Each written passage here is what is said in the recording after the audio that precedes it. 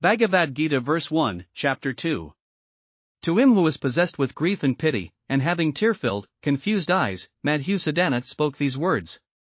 Sanjaya opens this chapter painting a vivid portrait of Arjuna's state, the world's mightiest warrior struck by grief and actually crying.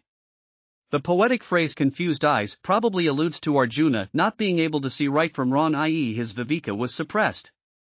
Moreover, this state has affected Arjuna's entire personality physically because he had tears, emotionally because he was struck with grief and pity, and intellectually because he was confused about what to do and what not to do. Shri Krishna is referred again here as Madhusudana. This name can be interpreted a couple of ways. In the Puranas, Lord Vishnu assumed the form of Hayagriva to kill the demon Madhu, hence he is known as Madhusudana. This means that Sanjaya, through his divine vision, knew that Shri Krishna was connected to Lord Vishnu. Another interpretation of the name Madhusudana is one who slays honey. Honey is a metaphor for the ego, which can be extremely sweet for someone who does not know all the nefarious things that it is capable of. Bhagavad Gita verse 2, chapter 2. Sri Bhagavan said. From where has this weakness arisen, at this inconvenient time? It is not noble, nor will it get you to heaven, nor will it earn you valor, O Arjuna. So finally we get to hear Shri Krishna speak in the Gita. But what he said was not what Arjuna expected at all. Let us look at the kind of words Shri Krishna used. They were not words of kindness. They were not words of sympathy or support. They were tough, provocative words meant to shake Arjuna out of his deluded state of mind. They were intended to inform Arjuna that his assessment of this situation, and his plan of exiting from the situation, were totally incorrect and invalid. Moreover, rule number 1 in communication skills training is tailor the message to the audience. We see that here. Arjuna is a tough warrior, and tough talk is the only language he understands. An analogy would be a coach providing directions to a player in the middle of a football game. He would use tough talk, not sympathetic talk. Shri Krishna also highlights another point here, that the timing of Arjuna's fall into sorrow is not appropriate. If he did want to express any emotion towards his kinsman, he had a lot of time to do so prior to the battle. Once in battle, this behavior was unwarranted. Bhagavad Gita verse 3, chapter 2. Clabium, effeminate. Ma sma gamma, do not yield. Partha, O son of Pritha. Eta, this. Tvavi, in you. Na, not. Upapatiyate, not worthy. Shudram, petty. Hridya, heart. Dorbalyam, weakness. Tyaktva, cast off. Atishtha, arise. Parantapa, O scorcher of foes. One of the worst things you can call a warrior is effeminate. Even young boys playing sports will get upset when someone says, hey, you throw the ball like a girl. So imagine how Arjuna felt when Shri Krishna called him effeminate. Moreover, using the adjective weak-hearted to describe Arjuna was another jolt to the usually courageous and lion-hearted warrior. But Shri Krishna also appealed to Arjuna's better qualities. By addressing him as Partha, he reminded Arjuna of his esteemed and respected mother Pritha, Kunti, and how she would feel if Arjuna shirked away from war. Shri Krishna also reminded Arjuna of his battle prowess, that he was called a scorcher of foes. The final point in this shloka is the powerful Sanskrit word uthishta, meaning arise, which evokes Swami Vivekananda's famous statement arise. Awake! And stop not till the goal is reached. Arjuna is instructed not just to arise physically, but also to lift his mind from the depths of delusion to a higher plane of intelligence. Bhagavad Gita verse 4, chapter 2. How can I, O Madhusudana, fight against Bhishma and Drona with arrows? Both of them are worthy of worship, O Arasadana. Shri Krishna's words jolted Arjuna out of his panic attack and brought him to a state where he was ready to have a conversation. Since Arjuna's arguments from the previous chapter remained unanswered, hence he continued to insist on relinquishing the war. Arjuna uses the word slayer of the demon Madhu and slayer of foes to address Shri Krishna, hinting that it is easy to slay evil individuals but difficult to slay one's kinsman. The fundamental problem still remained unsolved, which is that Arjuna was still holding on to the familial and teacher-student relationships in the context of a battlefield. But on the Kaurava side, Bhishma and Drona viewed Arjuna as an enemy and not as a student or a family member. They were not under any delusion like Arjuna was. Can we relate this to an example from our lives? Think of a father and mother who have brought up their children, and like any responsible parents, guided them as to what was right and what was wrong. When the children grow into adults, they now possess the ability to think for themselves, and on occasion will consult their parents on decisions that they need help with. But, similar to Arjuna's attachment to his elders, if the parents still hold on to the relationship that existed when their children were young, the children would not consider that to be appropriate behavior, and then this could impact the relationship with their parents. Bhagavad Gita verse 5, chapter 2. I will not kill my revered teachers, because in this world, I would prefer to partake of food received through alms, rather than enjoy the blood-stained worldly pleasures derived from killing my teachers. This verse and the next few verses may seem similar to the ones we saw in the last chapter, but upon closer inspection, there are subtle differences. Arjuna's panic attack has ended, and his emotional state has become somewhat normal. The change in Arjuna's attitude is also indicated by the change in meter. We notice that this shloka, and some of the forthcoming shlokas, have a longer meter. What remains, though, is a tinge of the victim attitude, indicated in the statement that he would prefer begging to hurting his teachers. But what is positive here is that Arjuna is slowly opening up to logical reasoning, since he is no longer under the influence of the panic attack, and his agitations have subsided. The lesson here is that we cannot have a sane conversation with someone in a charged emotional state. Their mind has to calm down somewhat in order to create room for logic. In this shloka, Arjuna is still holding on to the position that he will definitely not kill his kinsmen. But as his emotional state calms down, we shall see him begin to question that position. Bhagavad Gita verse 6, chapter 2. To conquer them, or to be conquered by them, I do not know which is the better of the two. Dhritarashtra's kinsmen, after killing whom we certainly don't wish to live, stand here before us.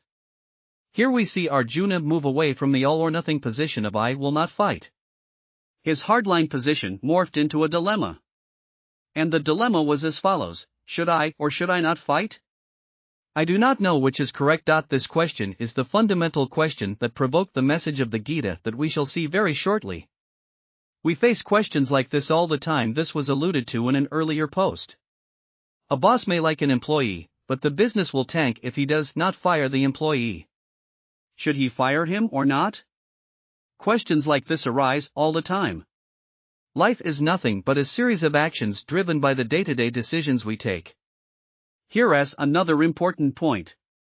Arjuna's teachers and elders were revered and respected by him. They gave him pleasure, but here they were in front of him, ready to kill him. Similarly, behind every pleasure-filled person, experience or object we encounter in life lies its negative aspect. This is an interesting insight about life. It is rare to find people, experiences or objects that give us pleasure all of the time. Here's an example that resonates with us. A new house that was a source of joy in the beginning will cause grief when one has to pay for its maintenance. Bhagavad Gita verse 7, chapter 2. This error of cowardice has damaged my personality, and my deluded intellect cannot decide what is right or wrong. Tell me what is definitely appropriate. Guide me, I am your disciple and take refuge in you. This verse is a milestone in the Gita, because it reflects a change in Arjuna's thinking. Arjuna finally gained enough of his reasoning capacity back to realize that his mind had been thrown off balance by cowardice, which he rightly labeled as an error. In the first chapter, he could never have come to this conclusion because he was experiencing an extremely negative emotional state. He was able to put a degree of objectivity towards his thinking, some space between his thoughts and himself. And in doing so, he realized that his intellect was totally deluded. In addition, he also realized that because of this cowardice, he was in no position to make a decision about whether to fight or not. This was a high-stakes decision, a decision that could impact the course of history. He quickly needed to find some other way of coming to a decision. The only way he could do so is to give up any pretense of knowing what was the correct thing to do, and give that decision to a trusted friend and guide, Shri Krishna.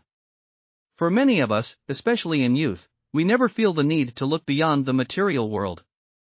All our goals and aspirations are material, and once we achieve a certain goal, we strive for a higher goal. And as long as everything goes our way, we are fine. But sooner or later, something happens in our lives that shakes things up and makes us think whether we are missing something. We all have to pass through a earth-shattering stage in life that makes us question things, and makes us revisit our assumptions and beliefs. That stage was indicated in chapter 1 of the Gita, when Arjuna saw his entire world and belief system collapse. When this shattering happens, we have two choices. We can continue operating in the material world in the same way as we did before. We can also use this collapse to search for something higher. The choice made by a seeker is indicated by the words "tell me what is definitely appropriate. Guide me, I am your disciple and take refuge in you," uttered by Arjuna. Bhagavad Gita verse 8, chapter 2. Even if I should obtain prosperity and unrivaled kingship on earth, or even supremacy over the gods, I do not see that it will drive away this sorrow that withers my senses. Arjuna realized that the sorrow caused as a result of his attachment to his kinsmen was not ordinary. It burrowed deep into his personality and lodged itself in it. This deep-rooted sorrow had the effect of totally throwing his senses off track. He was not able to see or hear clearly. This sorrow was not going to be easy to remove. In this verse, Arjuna also came to the conclusion that what he was looking for could not be found in the material world. If this were the case, he would have been happy with wealth, riches, and thrones. But here we see that even supremacy over the gods was something that would not satisfy him. Arjuna reached a point where the only thing that mattered for him was the ultimate cure for sorrow, a cure that was permanent, and not some material thing like wealth that would diminish sorrow temporarily. And this ultimate cure that he was seeking was a higher level of discrimination or viveka that would lead him to liberation. Bhagavad Gita verse 9, chapter 2. Sanjaya said. Having spoken this to Rishikesh, Gudakesha, the scorcher of foes, said to Govinda, "I will not fight," and became silent. In the last verse, Arjuna had surrendered his decision-making to Shri Krishna, and had asked him for guidance.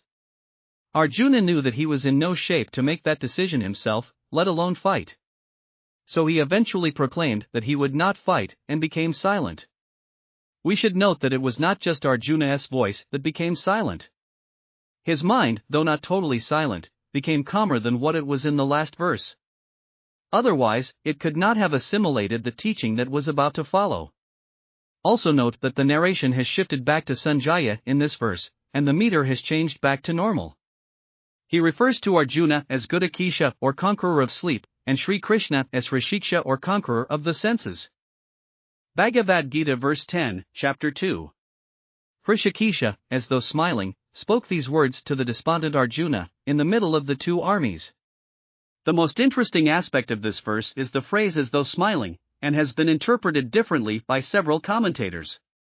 The commonly held notion is, Shri Krishna wanted to use Arjuna as a vehicle for delivering the sermon of the Gita, and he smiled because the time for delivering the sermon had come as soon as Arjuna requested him to become his disciple. Another interpretation is that on the one hand, Arjuna is surrendering to Shri Krishna and asking for guidance, but on the other hand he says that he will not fight. Therefore Shri Krishna is smiling on this qualified request from Arjuna. Our journey so far was just the background of the Gita. Starting from the next verse, we are about to delve into the heart of the Gita. Like any good speaker, Shri Krishna has provided an overview of the Gita for us in chapter 2. Later chapters will delve into these themes in significant detail. We will try our best to understand some of the more abstract verses in this chapter, but let us not worry if we don't understand them completely in the first reading. These verses will reveal new nuances and facets in each reading. Bhagavad Gita verse 11, chapter 2. Sri Bhagavan said. You are grieving for those who are not worthy of sorrow, yet seemingly speaking words of wisdom. The wise grieve not for the departed, nor for those who have not yet departed.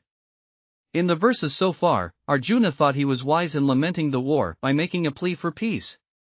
But Shri Krishna here pointed out that Arjuna seemingly spoke wise words, i.e. in reality what Arjuna said was not correct. His assessment of the situation was clouded by emotion instead of being driven by logic and reason. On one hand, he was displaying grief, on the other hand, he was trying to display logic. Logic and grief cannot go together. There are several instances in life where what we thought was correct knowledge no longer applies. For example, let us say you get promoted to your first managerial job. It is your first day at work and you get invited to 10 meetings from different teams.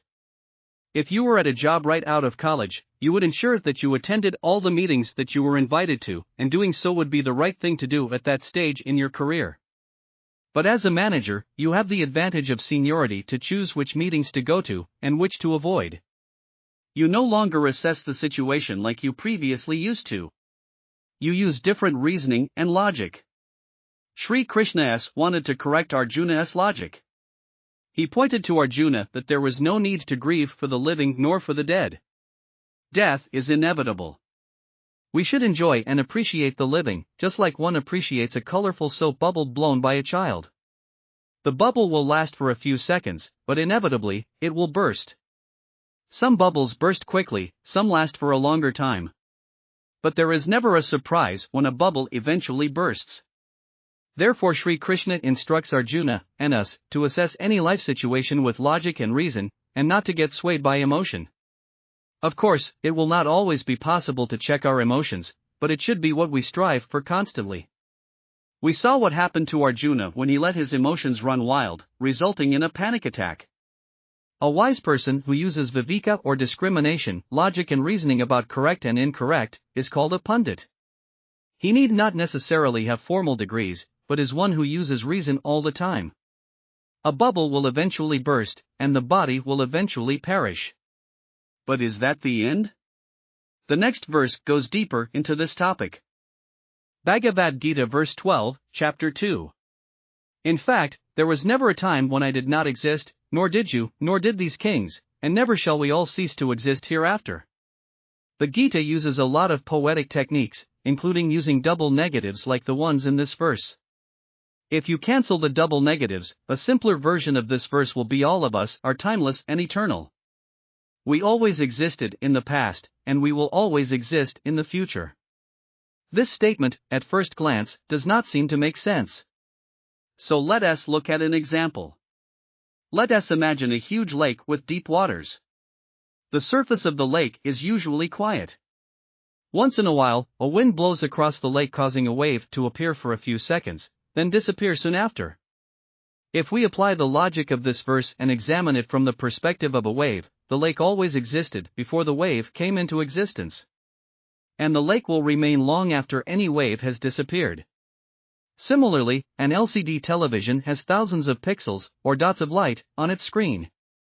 These pixels turn on and off, due to which a moving image is created on the screen. We can enjoy a movie on the screen that will begin and end, characters and situations will come and go, but the screen will remain as a constant. Now, according to physics, matter can never be created or destroyed, it can only undergo change from one state to another. So therefore, this shloka reiterates this physical law by saying that the atoms and molecules that comprise us always existed in the universe in some shape or forms. But, just like the surface of the lake is a constant that lets the play of waves happen on it, there is a timeless, eternal, constant surface or essence that is present in the entire universe, which is the backdrop on which the play of matter happens. At this point, what is being spoken of here may seem abstract and somewhat hard to conceptualize, but it is similar to algebra where we denote unknown quantities by variables like x and y, till such time as we deduce the right value. Okay. So what exactly is this eternal essence? How do we see it? If it is present in us, which part of the body does it reside in?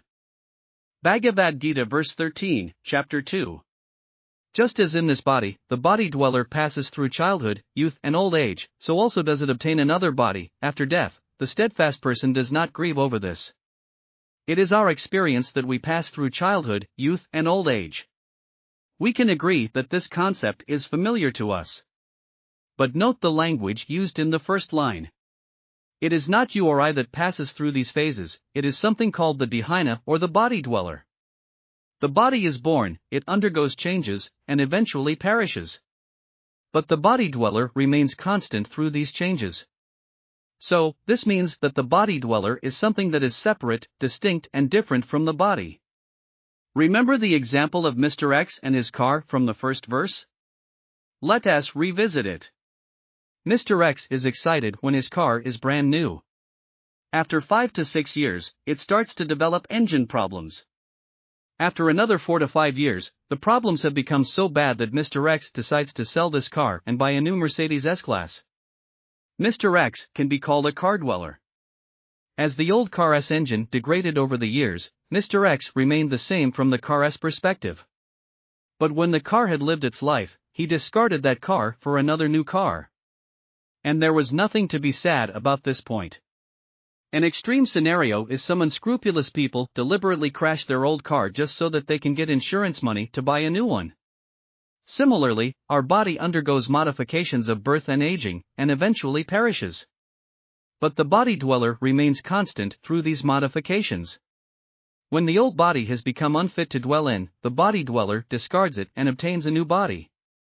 The key point here is that the body dweller remains constant through the changes in its body, and also through the change from one body to another.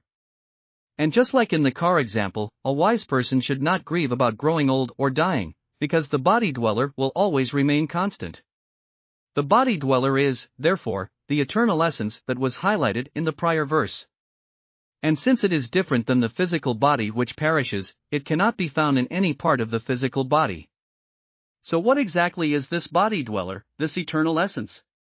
And how should we acquire the wisdom to see this eternal essence? Bhagavad Gita verse 14, chapter 2. Contact with material objects will only give joy and sorrow, heat and cold. These are transitory, they appear and disappear, so endure them bravely, O Bharata. The last verse gave a hint of what is this thing called the eternal essence. But since none of us have ever seen it, or experienced it, we would now like to know how can we make that happen. This verse gives us a preparatory step in that regard. It advises us to develop the capability of tatiska, or brave endurance against joy and sorrow. Let us examine each aspect of this verse. The first part of this verse makes the assertion that contact with material objects, or more specifically, contact of our senses with material objects, causes us to experience heat and cold. How does this work? The senses react to external stimuli and send an input signal to the mind. The mind processes these sensory inputs and labels some as joy and some as sorrow. A hot coffee when it is freezing weather outside gives us joy, for sure. But the same cup of hot coffee in boiling hot summer will probably not give us joy, in fact it would probably give us sorrow. More broadly, heat and cold in this verse represent polar opposites of stimuli received by all of our sense organs. If we take the organ of sight, then heat and cold represent beauty and ugliness. If we take the organ of touch, then heat and cold represent soft and hard. Taking this even further, we can include words as well. If someone praises us, our ego-centered mind gets a boost, and we experience pleasure at that point. But if someone insults us or criticizes us, our ego-centered mind feels threatened and we experience sorrow at that point. So to summarize, our sense organs and our ego can get affected by external stimuli. But, instead of labeling each external stimulus as joy or sorrow, what if we remain steady through each of them? Instead of labeling these stimuli as joy and sorrow, could we begin to label them differently? Let us say your boss gave you a mouthful of criticism after your sales presentation at work. His words came through your ears, the ears sent a signal to your mind, and the mind took this criticism and labeled it as sorrowful or painful. Instead, what would happen if we labeled this as something neutral, e.g. useful information, and used it to improve our next presentation? And if the words were not really criticism, but were veiled or direct insults, what would happen if we labeled them as irrelevant or noise or chatter? Now you may say, yes, that sounds good in theory, but how do we do it in practice? The second part of the verse gives a clue in this regard. It says that any contact with material objects is temporary, it will appear and then disappear, and it has a beginning and an end. Therefore, if we know that something has an end, why should we let it bother us? Or conversely, if we know that a pleasant situation has ended, if the childless bubble has burst, why should we grieve about it? Again, you may say that developing this titiksha, this brave endurance, would still be difficult. Just like losing weight is not something that happens overnight, developing titiksha will also not happen overnight. You need to follow a structured, disciplined technique to do so, and the Gita will go into this topic in depth. So then, what is the benefit of developing this titiksha? We shall see very soon. Bhagavad Gita verse 15, chapter 2. Therefore, that person who is not agitated by these contacts with material objects, O strongest of men, and can remain balanced in joy and sorrow, that wise person is fit for immortality. Most people who read this verse immediately zero in on the last part and quickly ask the question, will this mean that if I follow the teaching in this verse, I will never die? Immortality here does not refer to a state where our body never perishes, or a state where we go to heaven and enjoy its delights forever. What is meant here is that life is a series of experiences that arise, exist temporarily, and perish.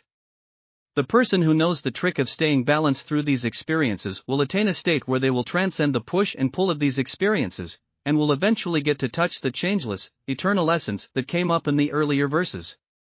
One who does not get affected by agitation is called dhira. So how do we bring this down to our daily lives? Let us first look at a simple question. Why do someone else's agitations do not impact us? Because we do not associate our I with someone else's agitations. Similarly, our I is also not associated with our body/mind/intellect related agitations and conditions. If there is a fragrance in the room, we do not say I am fragrant. Therefore, we should strive to keep the joyful or sorrowful condition from associating with the I. Instead of saying I am sad, we can say, there is sadness. Furthermore, we have seen instances where people are ready to endure pain and sorrow when they attach themselves to a higher ideal. A parent will endure a lot of suffering so that he or she can educate the child. A freedom fighter will endure torture, or even die for the cause of the country's freedom. This verse is asking us to become wise and aim for the highest possible ideal, that of the eternal essence. We have been repeatedly hearing about the eternal essence in these verses. Can we get a deeper understanding? Bhagavad Gita verse 16, chapter 2.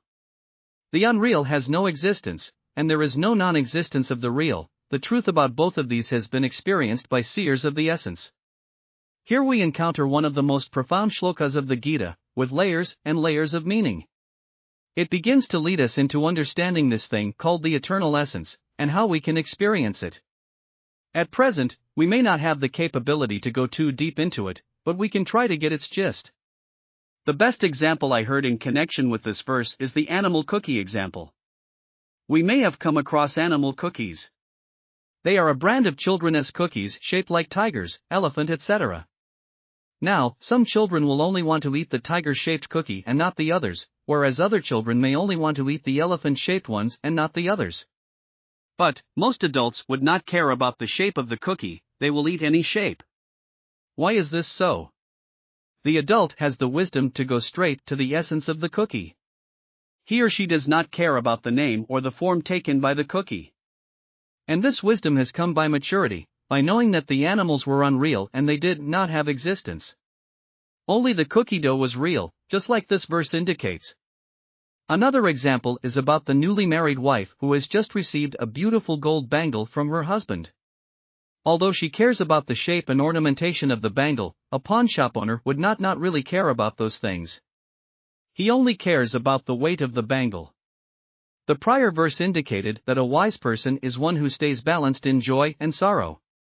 This verse explains that the balanced person will slowly achieve wisdom and reach a state where any object or situation will begin to lose its realness. Only the eternal essence will remain as the common element behind every object or situation. This vision is called tattva-drishti or vision of the essence. Moreover, the word bhavava has another meaning, finitude. So it means that the real is infinite, and the unreal is finite. Therefore, the wise person does not go on chasing material objects that have a finite existence and give only finite happiness. Bhagavad Gita verse 17, chapter 2. But know that, eternal essence, to be indestructible by which all this is pervaded. Nothing ever can destroy that, the imperishable.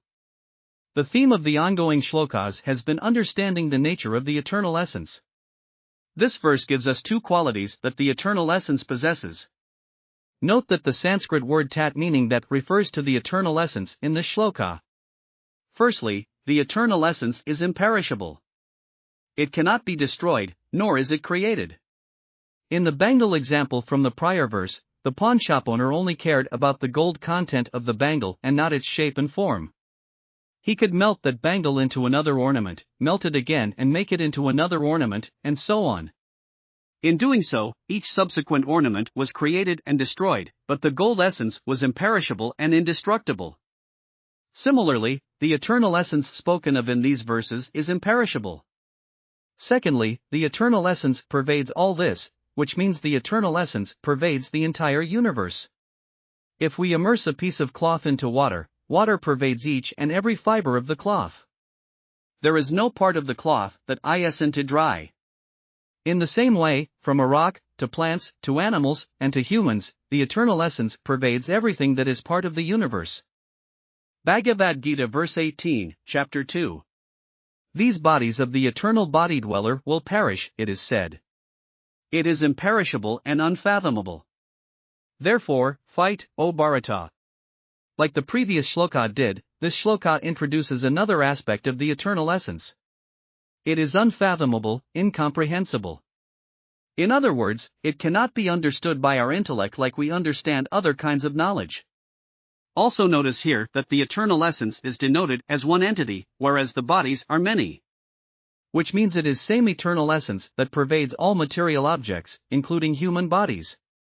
Since Shri Krishna concludes a line of reasoning in this shloka with the word tasmat, let us summarize the argument that began in verse 11 of this chapter.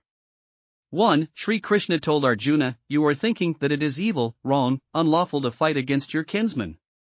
Your logic is incorrect. You are missing the big picture.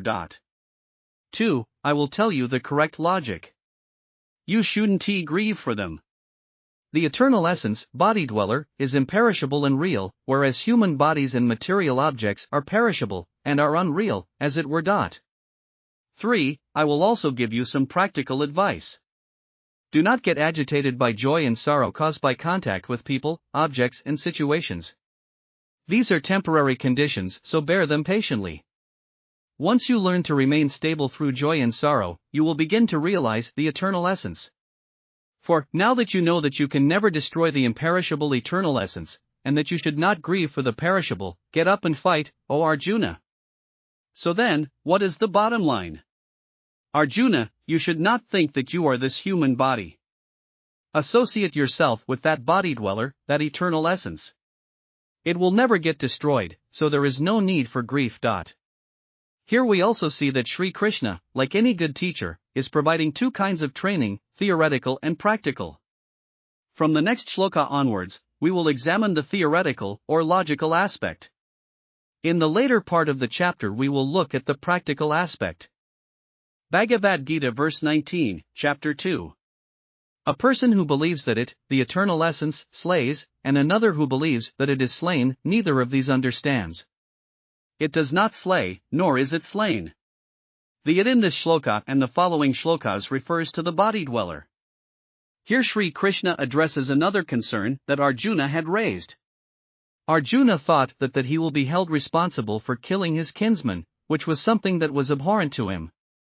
But Shri Krishna through this shloka advised him to use the logic or the perspective of the eternal essence. The eternal essence does not kill, nor does it die from someone else trying to kill it. But how does this apply to us? We are not warriors, and it is rare that we will be put in the position of killing somebody. So there must be another interpretation. This shloka equates the act of slaying to performance of any action, and being slain to any change or modification. In other words, the eternal essence never performs any action, nor does it undergo any change or modification. As an example, let us consider at the sun. Without the sun there will be no activity or life on this planet. There would be no plant life, because plants use the sun's energy. There would be no animal or human life, because both cannot survive without plants. But, does the sun perform any action pertaining to growing a plant or an animal? Does it get affected by all the changes happening on Earth? It does not that I caused this forest to grow or I was impacted by this eclipse. It remains actionless and changeless. The shloka goes on to say that one who thinks that the eternal essence acts or kills is not using viveka or discrimination, and that person does not have the correct understanding. The person is still thinking at the level of the material object, or in other words, the level of the unreal, and has still not learnt to discriminate between the two. Bhagavad Gita verse 20, chapter 2. It, the eternal essence, is neither born, nor does it ever die, nor is it that having come into existence, it will again cease to exist.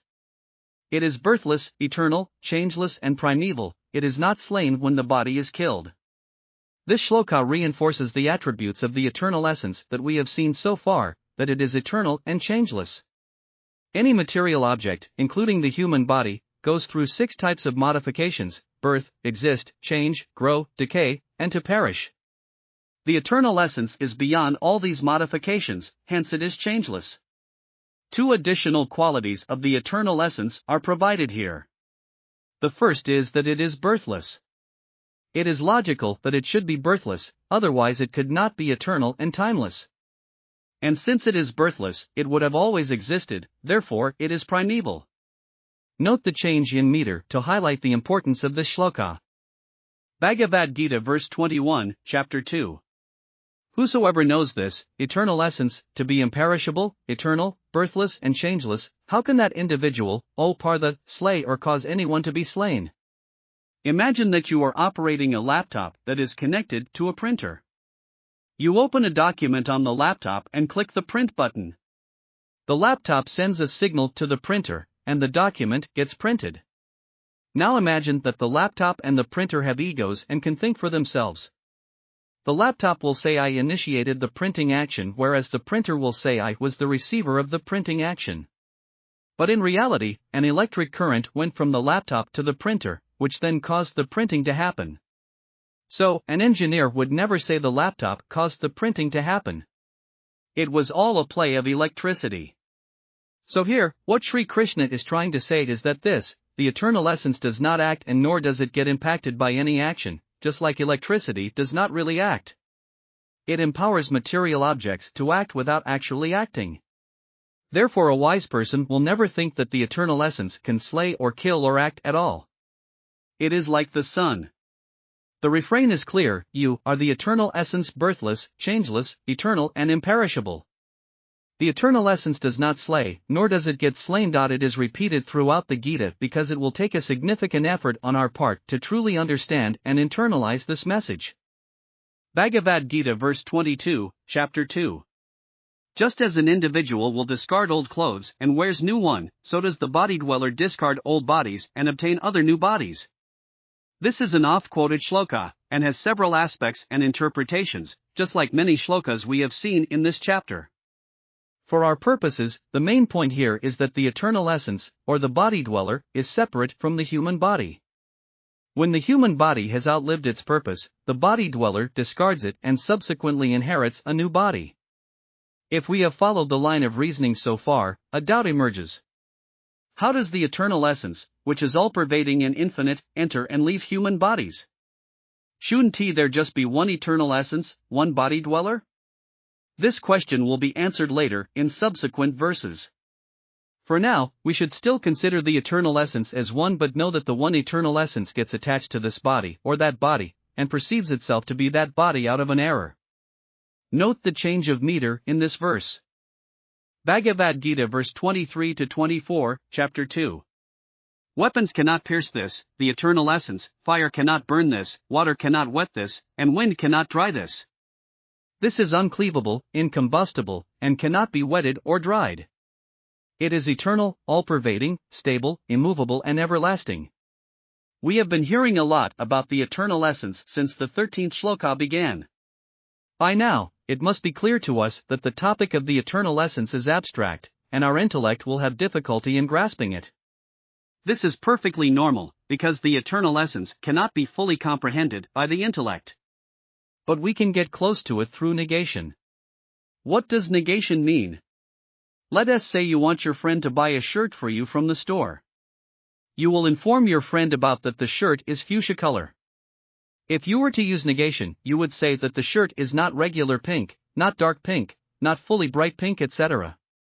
Similarly, the eternal essence here is indicated by negation, that it cannot be cut, cannot be wetted or dried, etc.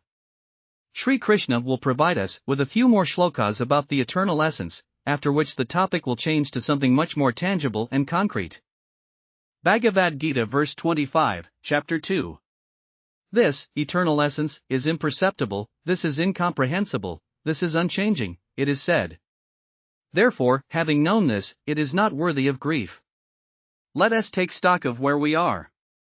In the second chapter, Shri Krishna covers four main topics: 1. Informing Arjuna that his logic and reasoning was incorrect. 2. Explaining the correct logic and reasoning to Arjuna. 3. Providing practical guidance to implement this correct logic and reasoning. 4. Describing the attributes of a person who follows this teaching. We are still exploring the second topic, and this shloka marks the end of the argument that Shri Krishna began in shloka 17. The argument was whether the eternal essence can slay or be slain. Shri Krishna, in this shloka, concludes the argument by saying the following. Arjuna, associate yourself with the eternal essence and not the body.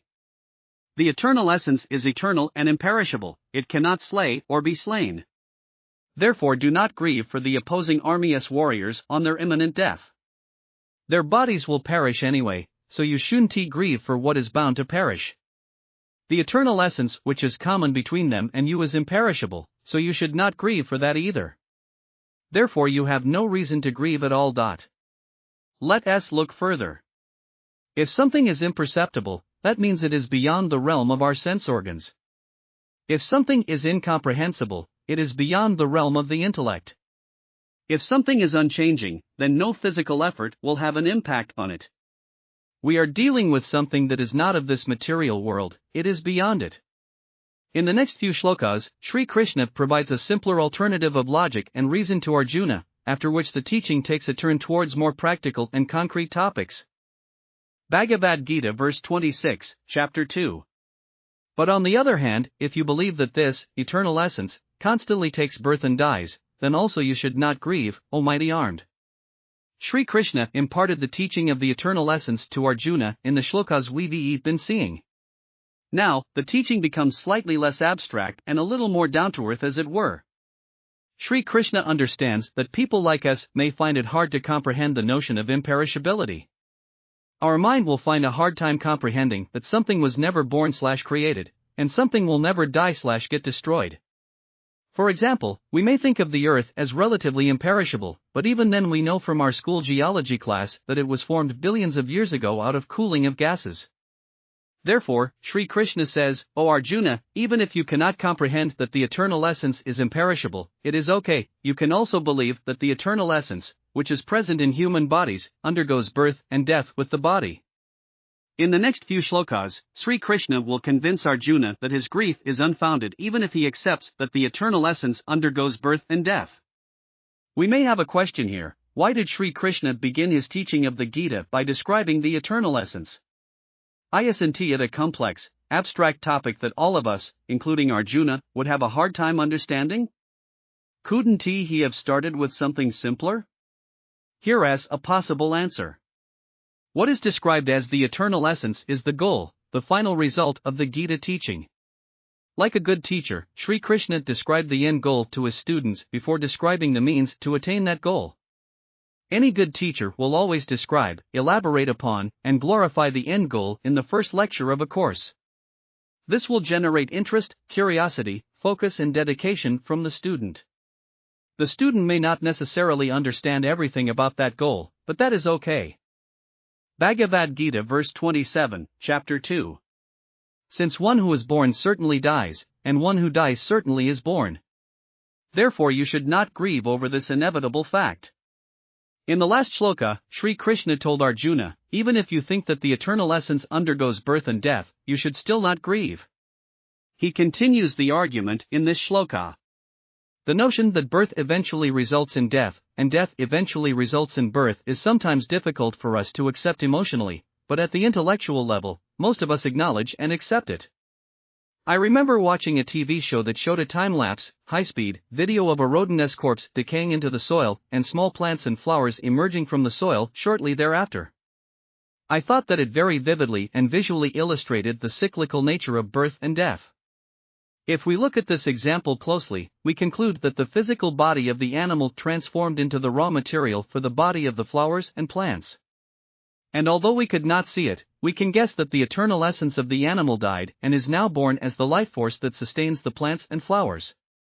Therefore we would not grieve for death the animal's body, nor for the death of the life force in it, because both were born again after they died. Similarly, Shri Krishna wanted Arjuna not to grieve for the imminent death of his kinsman. Bhagavad Gita verse 28, chapter 2. All bodies are latent in the beginning, they manifest in the middle, O Bharata. In the end, they will become latent again, so why should you grieve about this? This is yet another important and profound shloka with layers and layers of meaning. Let us try to understand it to the best of our ability. Let us look at some examples. The first example, which is an oft-quoted one, is the seed example. We know that we can hold the seed of a tree, say a mango tree, in the palm of our hand. It is that small. We also know that if we provide the seed with the right climate, soil, water and fertilizer, it will grow into a tall mango tree. The blueprint of the tall tree is present in that small little seed. In other words, the mango tree is latent until the seed is planted. In time, when the seed transforms into a sapling, and then into a tree, we can say that the tree has manifested out of the seed. And in the due course of time, the tree will eventually transform into wood or paper for human consumption, or get burnt and become one with the soil, or something else. Today is the festival of Diwali when I am writing this, so I have to add the example of the flower pot firecracker. For those unfamiliar with it, the flower pot firecracker is a fist-sized conical shape with a wick on top. After the wick is lit, the firecracker shoots up a dazzling fireworks display in the shape of a fountain, sometimes up to 100 feet tall. This display lasts for about 30 to 60 seconds. Here we can say that the fireworks display was latent in the firecracker. It came into existence when the wick was lit, and it ended when the gunpowder was exhausted and eventually absorbed in the air.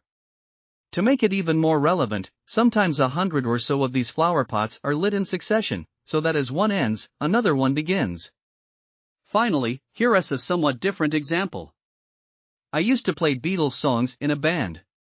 We would rehearse most of the Beatles' popular songs beforehand. When we began our performance in the club, we would ask the audience to request a song, which we would end up performing. Therefore, the song was latent in our memory. It would come into existence when we played it, and it would end soon thereafter, after having traveled into the listeners' ears, and hopefully into their minds. Also, each time we played it, it would sound just a little different. What is common in all the three examples? In each case there was a beginning where something was hidden or latent, then something happened that caused it to come into existence, and eventually there came a time when that thing no longer existed. In effect, the birth, existence and death of a tree is no different than the birth, existence and death of the fireworks display or the song. Birth, existence and death are modifications rather than standalone events, therefore one should not grieve when someone or something comes to an end. It just transforms into something else. Bhagavad Gita verse 29, chapter 2. Some perceive this eternal essence as a wonder, and similarly indeed, others speak of it as a wonder. It is a wonder that some hear about this, and after hearing about it, some understand this and some do not. Shri Krishna was getting ready to conclude the topic of the eternal essence. Therefore, he wanted to remind Arjuna about it, and also instill a sense of deep curiosity and interest in him. In this shloka, Shri Krishna did both of those things. Four types of spiritual seekers are pointed out here. Firstly, there are seekers who have heard about the eternal essence through the Gita or through other means. Usually, most of them will hear about it and forget about it. But there will be some that will become interested in it, and will want to hear more. This is the second category. Of those seekers, some will try to gain an intellectual understanding about it, and having done so, will be so enthralled with it that they will keep speaking about it to other people. This is the third category. But the most devoted and advanced seekers will ultimately perceive the eternal essence directly, and the perception would have occurred without any sense organs. When this happens, there would be no words to describe it. The closest one could come to describing it is when we see something so wonderful that it renders us speechless, like a breathtaking painting or a waterfall. Note that the meter has changed in this verse to indicate its importance. Bhagavad Gita verse 30, chapter 2. This eternal and imperishable body dweller dwells in all bodies, O Bharata. Therefore, you should not grieve for any or all beings. With this shloka, Shri Krishna concludes the topic of the eternal essence. Now, having followed the teaching so far, we would probably have some questions. Let us try to address some of them. So if we were to ask ourselves, I have studied the Gita for a while now, what is the message in a nutshell so far? Or in management speak, what is the net? It is this shloka. Therefore, even if we may not remember all the shlokas about the eternal essence, we should not forget this shloka. Here is another question. We have covered the entire first chapter, as well as some part of the second chapter. Where is God in all of this? We have purposely avoided the word God in our discussions because Shri Krishna has not yet uttered that word in any teaching so far. As we proceed through the Gita, Shri Krishna will bring up this topic at the appropriate time. For now, if we go to a place of worship like a temple, we can still continue to pray to God, knowing that the eternal essence is an integral part of God as well. The pragmatist among us would ask, all this abstract stuff is well and good, how do we apply it in our daily life? And the answer is, stay tuned. The topics will become more practical starting with the next shloka. All we need to remember is the examples from these shlokas. The eternal essence is like the sun, actionless and changeless. It is like the water that pervades the entire cloth. And it is like the car dweller who occupies and leaves the car once it is old. Bhagavad Gita verse 31, chapter 2. Furthermore, you should not be disturbed when you consider your duty, because there is no other glory for a warrior than a righteous war. Shri Krishna now begins a fresh topic in these next few shlokas. He deals with the issue of svadharma, or one's own duty. It is important to remember that although Shri Krishna has addressed these shlokas to a mighty warrior, each of us has to interpret what they mean for us. So, what exactly is one's duty? In this context, it is not something we have to do because someone else is forcing us, or because the so-called caste system says so. Duty is work that one enjoys doing, has the aptitude and training for doing, and is not illegal or unethical. The practice of medicine becomes a svadharma for a doctor when he or she finds joy in the work, has completed medical training, and uses it for the betterment of society. Education becomes svadharma for students when they find joy in attending classes and studying for exams. Note that the same person could have more than one svadharma. For example, a woman could be a mother at home, an executive at work. One may ask, I have the training and aptitude for my profession. I certainly do not perform any illegal activities. But I don't find joy in my work. It is a drudgery for me, I only do it so that I can earn a living. How do I find joy in my work? Shri Krishna has anticipated this question and will give us the trick for addressing this question very soon. Let us also understand why Shri Krishna chose to introduce the topic of svadharma right after concluding the topic of the eternal essence. As we saw earlier, most of us are not at the advanced stage of spirituality where we have the ability to perceive the eternal essence in all beings, even though we may have an abstract or theoretical understanding of it by now. We are people with professions, jobs, careers, and responsibilities. We are not in a position to retire to a monastery. Most of our day is spent in work. Knowing this, Shri Krishna is gently introducing us to a more practical method of accessing the eternal essence. In this method, we can continue to lead our daily lives and still orient ourselves to accessing that eternal essence. As a side effect of this, we will also find joy and fulfillment in our work. Bhagavad Gita verse 32, chapter 2. Fortunate are those warriors who will fight such a war, O Partha. Indeed, it is like a door to heaven that is opened without any effort. Any singer or musician will look forward to performing in a large auditorium like Carnegie Hall rather than perform in a small 20-seat theater. A doctor who genuinely cares about saving lives will tirelessly and joyfully work extra hard if she is handling an emergency room with a huge number of patients rather than serving only 1 to 2 patients a day.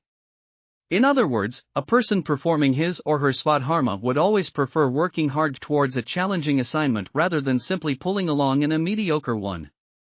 Shri Krishna pointed this out to Arjuna by reminding him that a true warrior would look forward to the challenge of fighting the Kaurava army, which was filled with world-renowned warriors.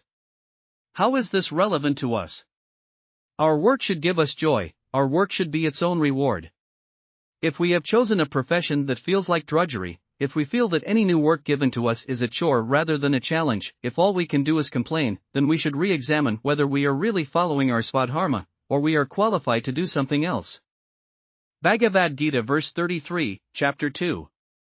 On the other hand, if you do not undertake this righteous war, then, by forsaking your duty and valor, you will incur sin. The word sin could mean several things to several people. Let us understand the meaning used here. If you live in society anywhere, in a city, town, village, etc., you are always bound by certain laws. If you conduct an act that goes against the law, then it is called a crime. Stealing a car, for example, is a crime. Similarly, if someone does not perform their svadharma or duty, or does something counter to their svadharma, it is equivalent to a crime under a cosmic or universal law. That crime is termed as a sin. Therefore, Shri Krishna urges Arjuna and us to consider the repercussions of not conducting our svadharma. Like a good teacher, he had explained the benefits of the teaching earlier, and now he elaborates on the downside of not following the teaching in this and the next shloka. Bhagavad Gita verse 34-36, chapter 2. Moreover, everyone will also speak about your infamy forever. This will be a great sorrow, worse even than death, for an honorable person. Great warriors will believe that you disengaged from the war due to cowardice. Even though they once regarded you highly, they will now look down upon you. Your enemies will say many unspeakable things about you. They will condemn your prowess. What could be a greater sorrow than this? Aristotle said that to make an argument forceful, convincing and persuasive, one has to incorporate three elements: ethos, logos and pathos, or in other words, emotion, logic and the reputation of the speaker. After having using logic in his teaching, Shri Krishna uses a call to emotion as a tool of persuasion. For a great warrior like Arjuna, reputation was everything. Therefore, Shri Krishna advised Arjuna to remember his svadharma, his duty, and fight, or else he would lose his reputation as a mighty warrior.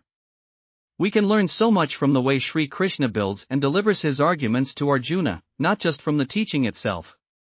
Whenever we have to make a presentation at work, or want to convince our spouse or our parents of something that is important to us, it is always better to a mix of logic and emotion in our arguments rather than just choose one or the other. Bhagavad Gita verse 37, chapter 2. If you are killed, you will obtain heaven, and if you win, you will enjoy this earth. Therefore, O Kante, arise and decide to engage in war.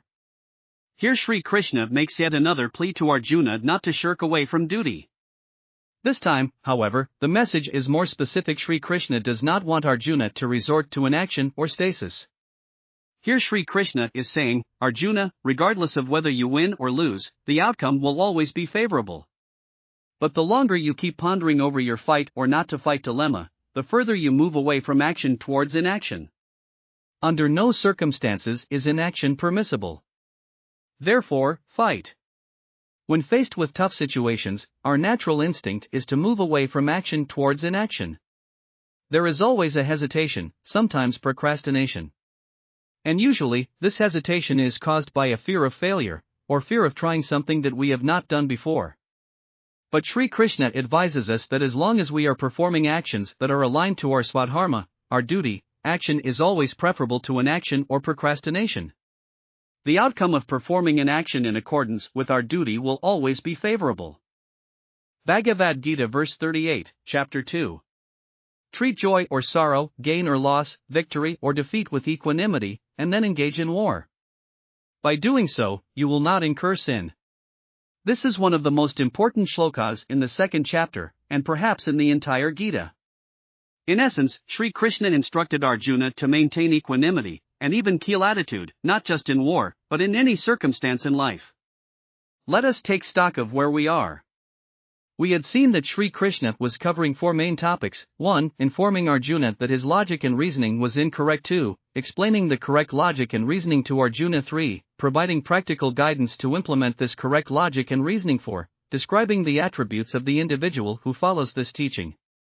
We are currently in the set of shlokas covering topic 2, the correct reasoning and logic. After the first subtopic of the eternal essence concluded, we explored the second subtopic of svadharma. Shri Krishna is now about to conclude this subtopic by pointing us to the ultimate goal of our spiritual efforts. Having reoriented ourselves with the scheme of the second chapter, let's now examine the current shloka. On first glance, the lesson in this shloka seems unapproachable and impossible to carry out, to some extent. We encounter joy, sorrow, victory, defeat, gain and loss almost every day, even several times a day. And each time we encounter any of these situations, we get emotionally and sometimes even physically affected by them. At work, a meeting with your boss does not go well. But on another day, your boss gives you an exemplary speech on a project well executed. How can we possibly treat these as equal? Shri Krishna fully understands this point. Here, he only lays out the ultimate goal for us, the goal of equanimity, or treating each and every life situation equally without getting agitated. Now that we know what the goal is, he will gently guide us through a path of practical advice throughout the rest of the teaching in the Gita. So as we read the rest of the second chapter, if we think we have lost sight of the goal, let us remember this shloka. Bhagavad Gita verse 39, chapter 2. This discipline of knowledge has been stated to you. Now, listen to the discipline of action. Having equipped yourself with this understanding, O Partha, you will cast of your bonds of action. Shri Krishna uses this shloka to conclude the theoretical topic of correct logic and reasoning, and transition onto the means of attaining that knowledge. The remaining shlokas in the second chapter are extremely practical and can be immediately used in our daily lives. They will enable us to conduct our svadharma while always keeping the attitude specified in the prior shloka. Treat any situation, joyful or sorrowful, with equanimity. The word yoga comes twice in this shloka, so let us examine it more closely. Usually, we think of yoga as an ancient art of physical exercise. However, the word yoga in the Bhagavad Gita has a different meaning.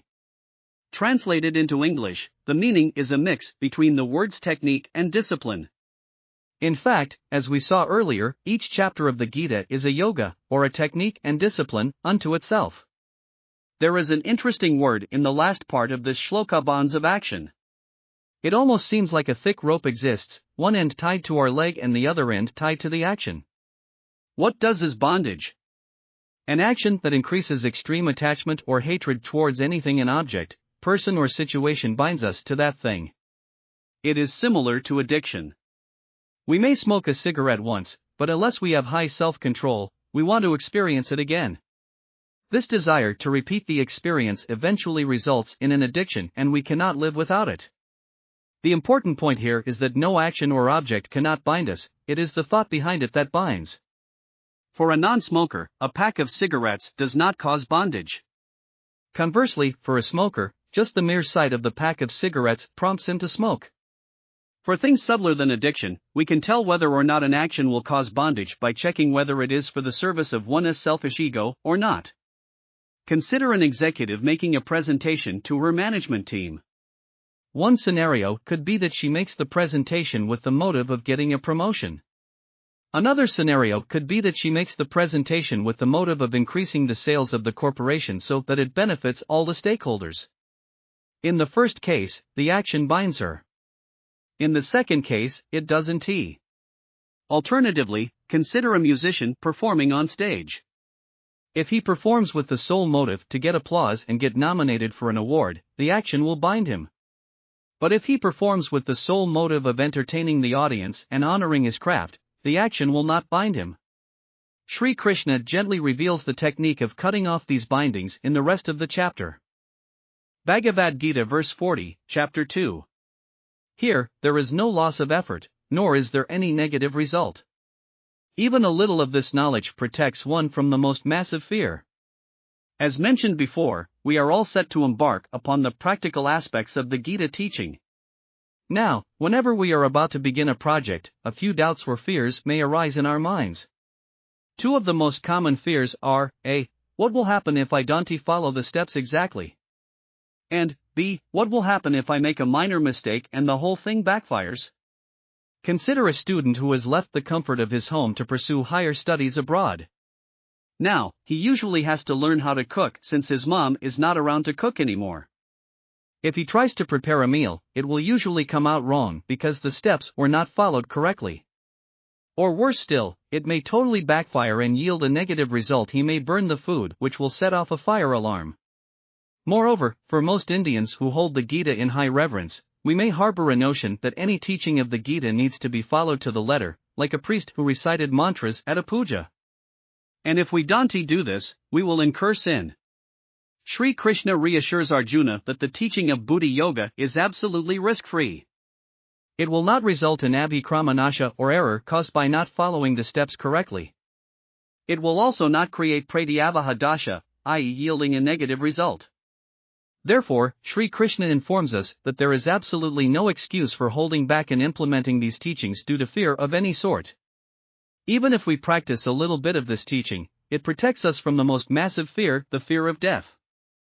Bhagavad Gita verse 41, chapter 2. Here, the thoughts of the determined are focused, O Koranandana. The thoughts of the irresolute are many-branched and infinite. From this shloka onwards, Shri Krishna began to provide Arjuna with a practical toolkit of techniques that would enable him to conduct his svadharma with equanimity of mind. This shloka explains the first technique in this toolkit, maintaining constant focus on the goal prescribed in the Gita teaching.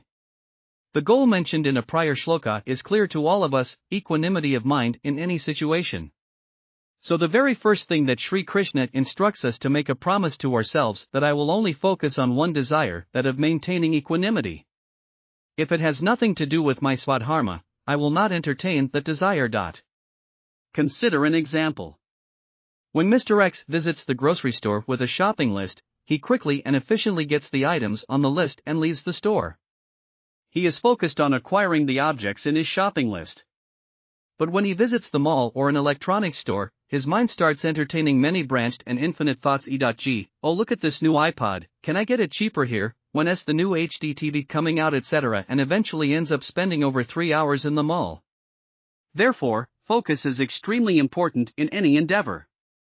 Now, let us assume we focus on the one desire to maintain equanimity. How do we know whether we are on the right track?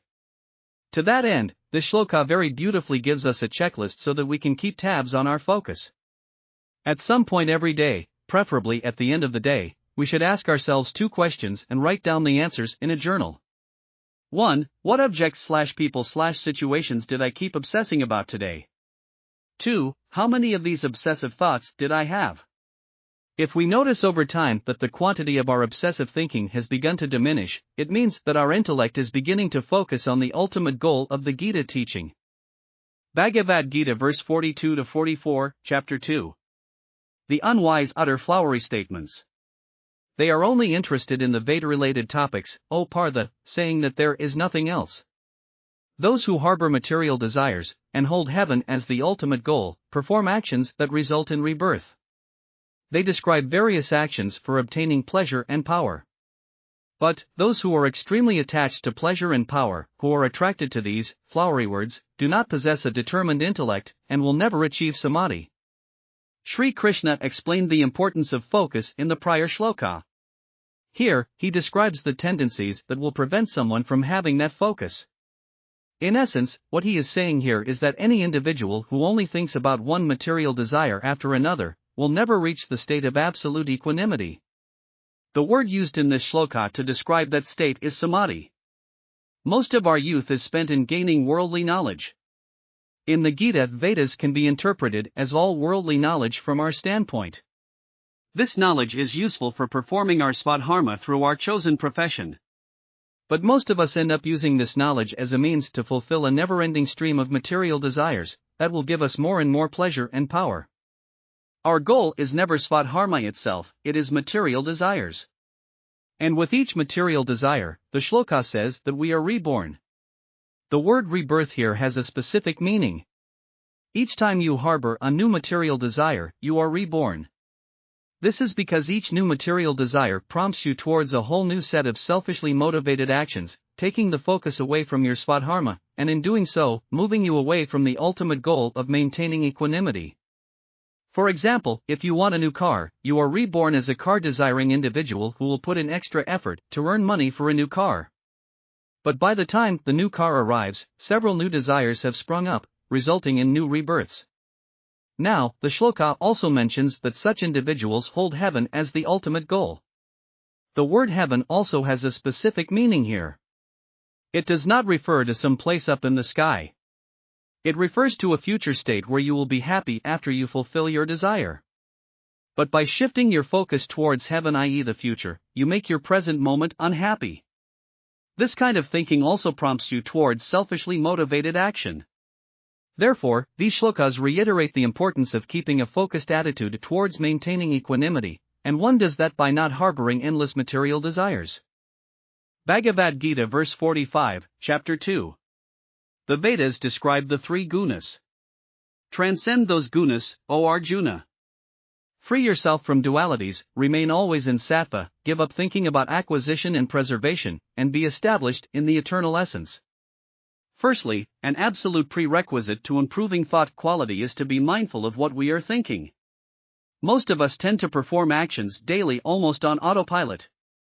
If we are not aware of what we are thinking while performing an action, we will not be able to improve the quality of our thoughts. Therefore, the shloka advises us to think deeply about whether any action we perform is selfish or is in service of our svadharma. Doing so repeatedly will reveal the true nature of our thoughts. Secondly, the shloka advises us to go beyond obsessive thinking about the interplay of the three gunas. In a nutshell, there are three types of gunas or tendencies that are responsible for creating everything in this material world. Therefore, the shloka advises us to start contemplating spiritual knowledge daily, which will automatically reduce material thoughts. Thirdly, the shloka speaks about dualities. Dualities are the positive and negative mental labels associated with thoughts love/hate, joyful/sorrowful, pleasurable/painful, etc. So practically speaking, any thought that demonstrates extreme attachment or hatred towards an object, person or situation is a poor quality thought because it strengthens the ego.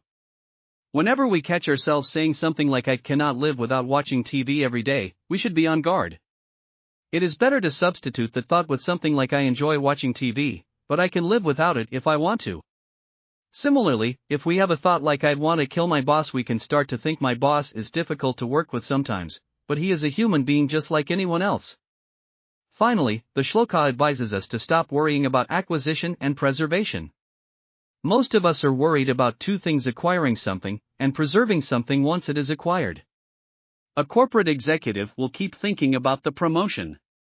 And once he has it, he will do all he can to make sure he holds on to his new post. But the shloka informs us that as long as we are diligently performing our svadharma, we will automatically get what we need to live a good life. Therefore, we should stop obsessing over acquisition and preservation, which is an impediment to maintaining equanimity. Let us summarize the techniques learned so far as follows. The first technique helped us reduce the quantity of unnecessary thoughts. The second technique helps us improve the quality of our thoughts by substituting poor quality thoughts with good quality thoughts. It is helpful to maintain a diary to track the quantity and quality of our thoughts, so that we can gauge our progress. It is no different than following a disciplined approach to losing weight or quitting smoking. A question may arise here: how can I stop thinking about the material world after I perform my svadharma? After I come home from work, I need to watch TV, surf the web, watch movies, sports, etc. in order to be entertained. Won't life become boring? The answer is provided in the next shloka. Bhagavad Gita verse 46, chapter 2. Just like there is no use for a well when water is flooding everywhere, so does a brahmana know all the contents of the Vedas. In the last shloka we asked a question: if we were to reduce our dependence on worldly things, wouldn't we have to give up TV, music, games, parties, etc.? Wouldn't that be a boring life? Think about your childhood. All have had a craving for toys when we were kids. But there came a stage when most of us outgrew toys because we began to think about higher things like career aspirations, etc. So all toys began to look the same to us, regardless of the price, shape, size, color, brand, etc., from a simple spinning top to an expensive model airplane. Similarly, Shri Krishna says that once our thoughts become high quality, i.e. they pertain to our svadharma and to spiritual contemplation, then automatically we will begin to feel less need for any external entertainment and enjoyment. Therefore, this shloka says that one who always maintains equanimity will have known all there is to know about the material world, and will begin to transcend worldly matters and knowledge. In this shloka we notice that the word brahmana appears. Brahmana here does not refer to the caste system meaning. It refers to an individual who is always contemplating about Brahman, which is nothing but the eternal essence that we learned about in the early part of this chapter. Also, the word Veda, like in previous verses, refers to worldly knowledge. Now, the two techniques prescribed so far, reducing unnecessary thoughts and improving quality of thought, or preparatory techniques. They are meant to prepare us for learning the main technique of the teaching, which is covered in the next shloka. It is probably the most famous and oft-quoted shloka in the Gita. We shall cover it in great detail. Bhagavad Gita verse 47, chapter 2. You only have authority over action, not ever to the result. Don't be motivated by the result, and don't get attached to an action. As mentioned earlier, this shloka is probably the most known and oft-quoted shloka in the Gita. There are many chapters in the Gita that go deeper into the layers and layers of meaning packed into this shloka. Given the richness of this shloka, we shall try to understand it to the best extent possible. Since there are several messages in this shloka, let us examine the teaching part by part. Let us start with the first half of the shloka. The message is as follows. Shri Krishna says that we have authority only over the actions performed by us, but never on the result. In other words, we do not have complete control over the outcome of any activity. As we grow older and spend more time in this world, we know this fact instinctively. But because we forget it, we tend to get disappointed when things don't go our way, or get elated when things do. Look at our own lives. We can take any number of examples to test this theory. Take a simple thing as catching a bus that has just arrived on the other side of the road. We run to catch the bus. But even in such a simple task, the outcome is not guaranteed. If we are able to catch the bus, then all is well. But there are several other outcomes that could occur. The bus may leave before we get to the stop. We could catch the wrong bus. Once aboard, we may not have the fare. Worst of all, we could get hit by a car while crossing the road. Or consider a complex task as a surgeon performing heart surgery. Take the world's best doctor trained at the world's best college, in the surgery room of the world's best hospital with the world's best surgery team. Even with all these things, that surgeon will never have a 100% success rate. The outcome of any action is like an equation where we provide some of the variables, but not all of them. In fact, we may not even know all the variables that end up determining the outcome. So unless we logically convince ourselves that we do not have complete control over the result of an action, we will not be able to learn the main teaching, the second half of this shloka. We will tackle that teaching in the next post.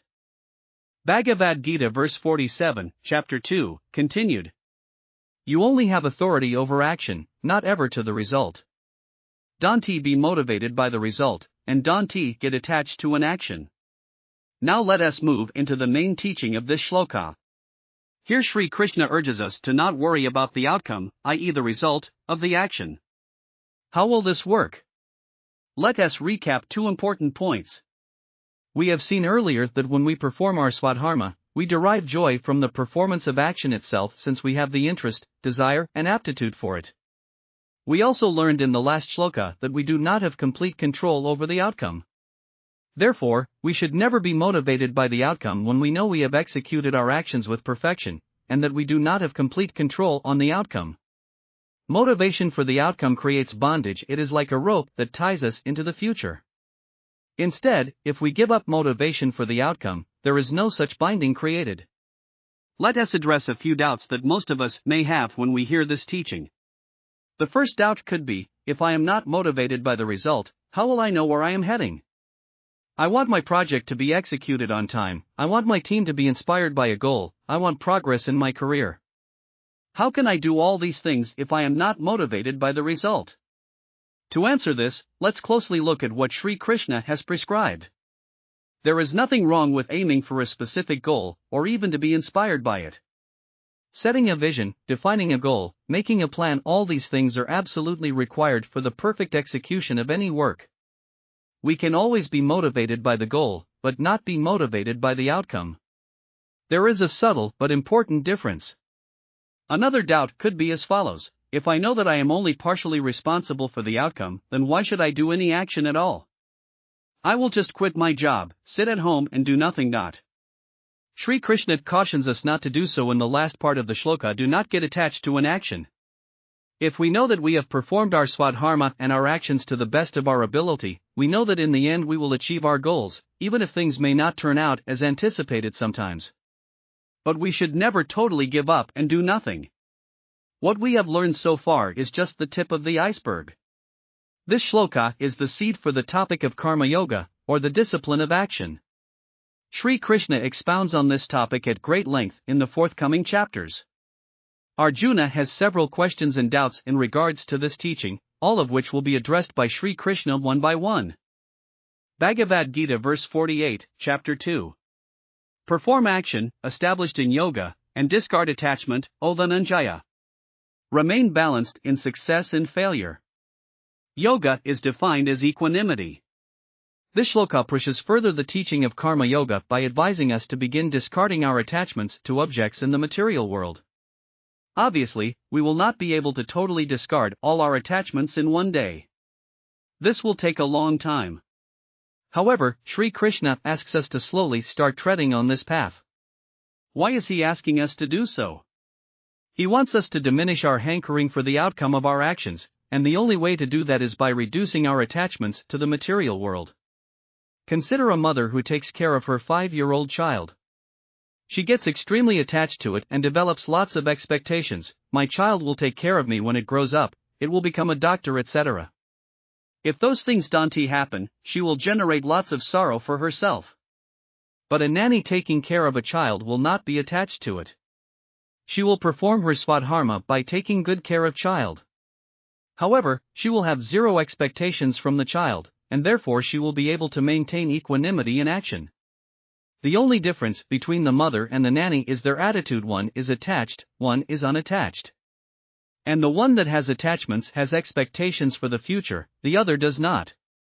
Now in this shloka we encounter Shri Krishna defining the term yoga.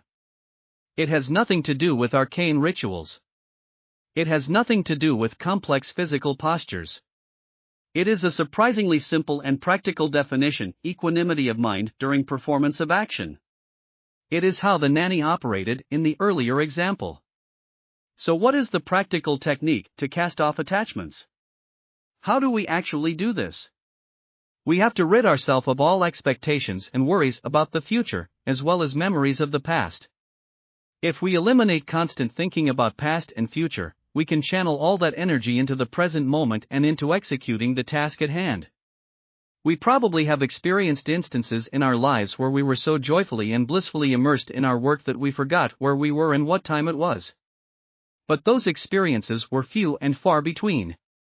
By going deeper into each and every task we perform, no matter how big or small the task, we will minimize past and future thinking, which will enable us to remain balanced regardless of success and failure. This is the true definition of yoga.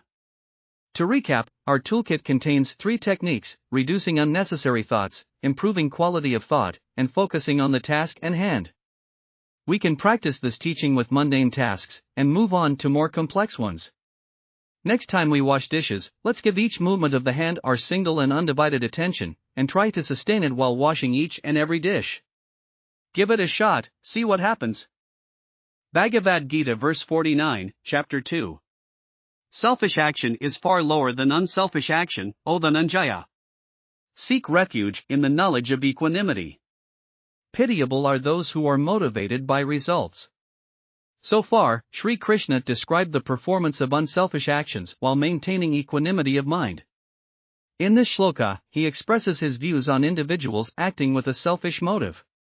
To indicate his level of contempt for them, he calls them pitiable.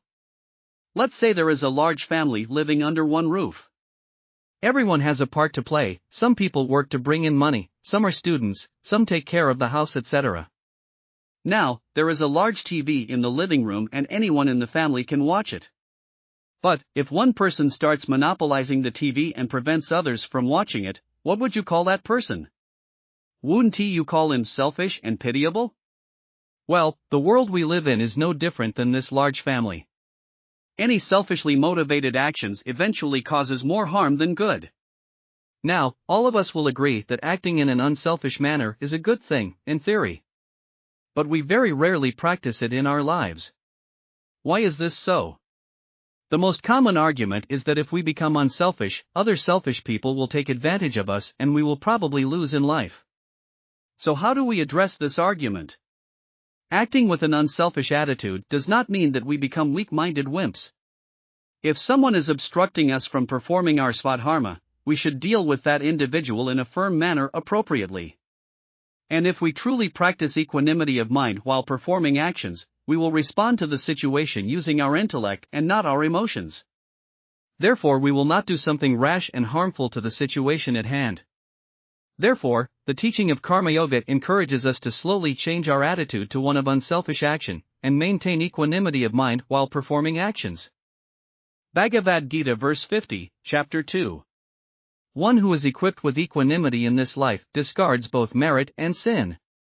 Therefore remain established in yoga. Yoga results in perfect action. In the last chapter, Arjuna raised several concerns to Shri Krishna while debating whether or not to fight the Kaurava army. One of the concerns was that he would incur sin if he killed his kinsmen. Having given the overview of the topic of Karma Yoga, Shri Krishna wanted to now address Arjuna's concern around sin. In this shloka, Shri Krishna told Arjuna that if one follows the path of Karma Yoga, i.e. performs svadharma with equanimity, one doesn't have to constantly ponder whether an action will beget merit or sin. In fact, one goes beyond the accumulation of merit or sin. Why is that the case? If we begin to detach ourselves from the results or fruits of our actions, we will also not get attached to merit and sin. Both merit and sin, like results of an action, are future-oriented expectations, and have no place in Karma Yoga. For instance, consider a grapevine that produces grapes. It fully carries out its svadharma, which is to produce tasty grapes. But it is up to the one who processes the grapes to make grape juice out of those grapes, or to produce alcohol that probably ends up ruining an alcoholic's family. The grapevine does not incur merit or sin, it simply performs its svadharma. There is another important point in this shloka. Earlier, we came across the definition of yoga as yoga is equanimity of mind during the performance of action. Now, Shri Krishna instructed Arjuna on another benefit of yoga. If one maintains equanimity of mind at all times, one's actions become perfect since they will be performed with total attention and dexterity, without any distractions. Therefore, there is no need worry about the result. The result will, without question, be beneficial. Earlier, we had discussed trying Karma Yoga using a simple exercise, washing dishes while giving complete and undivided attention to the task at hand. If you tried it, you may have noticed that it is almost impossible to focus the mind on the task. The mind, much like a child, darts either into the future or into the past. For now, let us continue to practice Karma Yoga by doing simple household chores like washing dishes, but with focused attention. In the forthcoming shlokas, we will encounter more tools to bring equanimity to the mind. Bhagavad Gita verse 51, chapter 2. Thus, the wise individual who performs actions with equanimity is liberated from the entanglements of birth, and attains the immaculate state. With this shloka, Shri Krishna concludes the introduction to Karma Yoga in this chapter. Here, he tells us that one who continually practices Karma Yoga frees himself from the entanglements of birth. Let us look at this in more detail. Our experience tells us that desires are never-ending. Most material desires, once fulfilled, give rise to new ones. For instance, most immigrants to a country such as the US usually arrive with modest means. They rent a flat till they know where they plan to settle long-term. And then the desires begin to manifest. In a few years they take out a loan to buy a house. A house usually has a lawn. So you need a lawn mower, a leaf blower, fertilizer, sprinkler system and so on to take care of the lawn. In addition, you need a car to get around. In time, one car is not enough, you need two. And since the neighbor has a Mercedes, you need to get one as well. Similarly with a TV, you start with 32-inch, then 60-inch, then 3D capability, home theater system, etc. Each desire, once fulfilled, gives birth to a new one. So the shloka here says that this endless cycle of desire after desire entangles us in the material world. And therefore, one uses the discipline of Karma Yoga to break out of it so that you reach that state where there are no desires or blemishes in one's personality, what is termed here as the immaculate state. Let us summarize the key points of Karma Yoga that we have seen in this chapter. Karma Yoga is the performance of actions with equanimity of mind. We also looked at a 3-step toolkit to implement Karma Yoga in our lives. 1. Reduce unnecessary thoughts of material objects that do not pertain to our svadharma. 2. Improve quality of necessary thoughts by removing extreme attachment and hatred. 3. Perform actions focusing on the present moment, without attachment to the result of action. Bhagavad Gita verse 52, chapter 2. When your intellect has completely crossed over the quagmire of delusion, then you will become indifferent to what has been heard and what is to be heard. As we saw in the last shloka, Shri Krishna concluded the introduction to Karma Yoga. Now in this shloka and the next, he offers us pointers to assess whether we are progressing on the spiritual path or not. He mentions that one who is always established in equanimity becomes indifferent to hearing about any topic. But that is just the literal meaning. Here it also refers to seeing, touching, feeling and smelling, i.e. any object perceived through our senses. Let us look at this in more detail. Also note that we have gone through similar situations already in our lives, so this should not be something unknown to us. Growing up as a teenager in the 1990s, WWF wrestling was considered a phenomenon. We would watch it diligently when it came on TV, read about it in magazines, and discuss it among friends non-stop. But as we grew up we realized that it was staged entertainment, and not a real sport. And in time, like many other things, we outgrew the fascination for it. So now as adults when we see WWF on TV, we just change the channel and don't even think twice about it. We have become indifferent to WWF. Now a wonderful poetic phrase quagmire of delusion is used here. What exactly is moha or delusion? In case of the WWF, we were under the delusion that WWF would give us happiness. But more broadly, moha refers to the error of pursuing of the material world as a source of happiness, as opposed to realizing the eternal essence. Therefore, as one practices equanimity and moves ahead on the spiritual path, the material world slowly loses appeal. So as you begin to practice equanimity through performance of svadharma, try to keep track of your attachment to material objects. You will begin to observe that slowly, your attraction to the material world will start to weaken. This state of ultimate indifference to the material world is the state of param virajaya or ultimate indifference. Bhagavad Gita verse 53, chapter 2. When your intellect, confused by what is heard, remains steady and stays grounded in equanimity, then you shall attain yoga. The last shloka described an advanced stage of yoga, in other words, a state of equanimity, where we begin to slowly lose interest in material objects. In this shloka, Shri Krishna indicates the final stage of yoga where the intellect never loses its grounding. In the initial stages of our spiritual journey, we will begin to experience moments of equanimity. These moments will be short and fleeting, but that is okay. As we continue to practice equanimity, these moments will grow longer and become more frequent. But there is always something, a thought from the past, a critical statement uttered by a friend, an object that we crave that takes us out of equanimity and back into the world of moha. So what should we aim for? We should aim for something better. Here's an example. When the internet was new, most of us connected to it using a dial-up modem. Each time we needed to access the internet, we had to establish a connection, and then disconnect it once done. As technology improved, we began to connect through it via cable or DSL connections. These connections are always on, so there was no need to connect and disconnect every time. Now no one wants to ever go back to using dial-up modems. So therefore, this shloka gives us a picture of the most advanced state of yoga where one is always in a state of equanimity, no matter what the circumstance. And when this happens, we will be always connected to the imperceptible, incomprehensible eternal essence. This is the only way to attain the eternal essence. When that happens, this state is called samadhi, which will be the culmination of one's spiritual journey. Bhagavad Gita verse 54, chapter 2. Arjuna said, "What is the description of a person of steady wisdom, one who is established in equanimity, O Arjuna? How does that person of steady intellect speak? How does he sit? How does he walk?" In this shloka, we get to hear Arjuna speak after a long time. When we saw him last, he was in the midst of a panic attack. The extremely thoughtful question posed by him tells us that his mind has now calmed down, and that he has been following the teaching diligently. He now asks Shri Krishna to elaborate on the practical aspect of the teaching, since more time was spent on the theoretical part. Arjuna was a warrior, and a very practical person. So he was less interested in abstract theoretical concepts. He wanted to know about the internal and external characteristics of a person who was steeped in equanimity. For a warrior, one of the best ways to learn to use a new weapon is to mimic someone who was skilled at using it.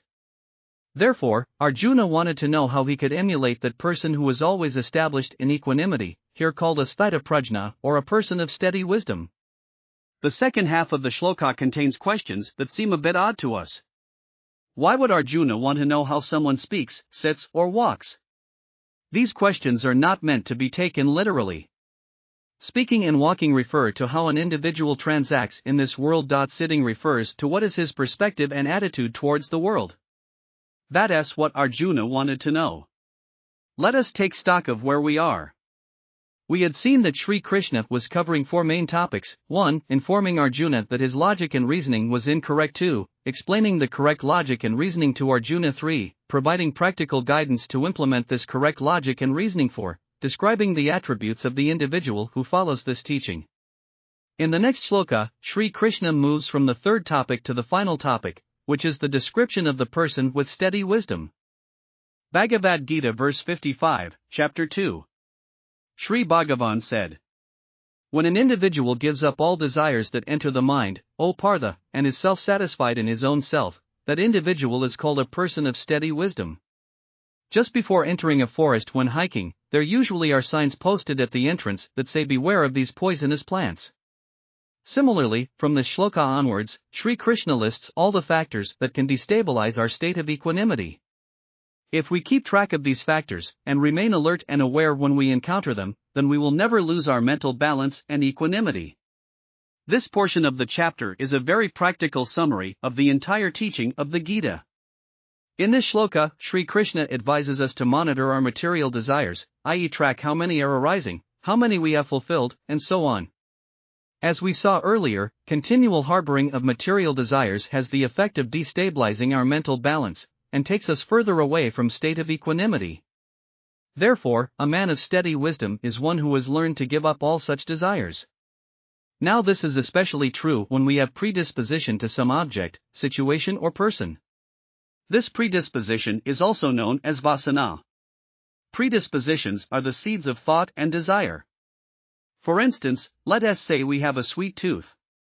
Then, anytime we see a piece of chocolate, that desire will enter the mind, and we will begin thinking of how we can acquire that chocolate. If we are performing some work, the constant thinking of the chocolate will destabilize our mind and prevent us from focusing on the task at hand. So this shloka asks us to closely examine our predispositions as well as our desires. Since this person of steady wisdom has extinguished all his desires, he is always content and does not need to rush out into the world of material objects. This is because he has realized his association with the eternal essence, which pervades the entire universe and therefore is always complete and content.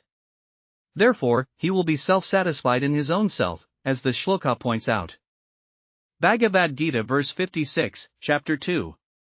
One whose mind is not agitated in sorrow, and remains indifferent in joy, and is free from attachment, fear and anger, that contemplative individual is known as a person of steady intellect.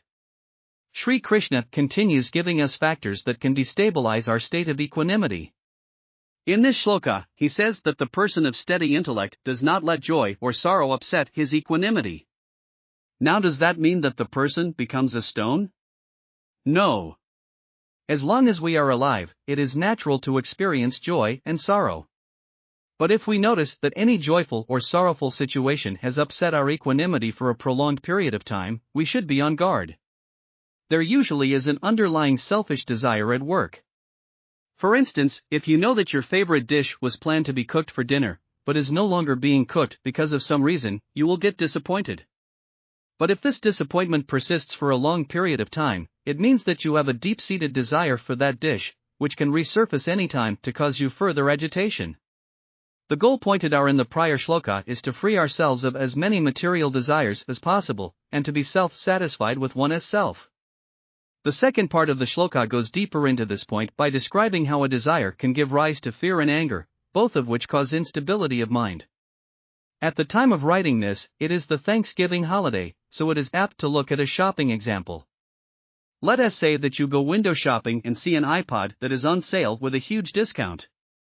Later, you head home but all you can think about is that iPod.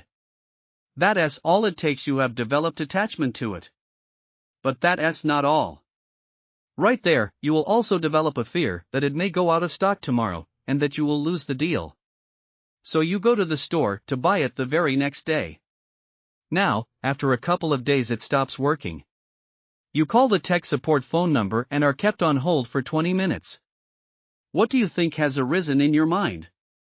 Anger, of course. And all it took was a desire to take hold of your mind when you saw the iPod. In later shlokas, Shri Krishna gives a more detailed, step-by-step breakdown of how a simple little thought can bring about one's downfall. Bhagavad Gita verse 57, chapter 2. He who remains without affection everywhere, is not elated in gain, and is not dejected in loss, his wisdom is steady. In the prior shloka, we saw how a person of steady wisdom responds to joyful and sorrowful situations that he encounters in life. In this shloka, Shri Krishna points out how that person responds to beneficial and adverse outcomes of his expectations. This shloka uses an interesting word anabhisnaha, which means without affection.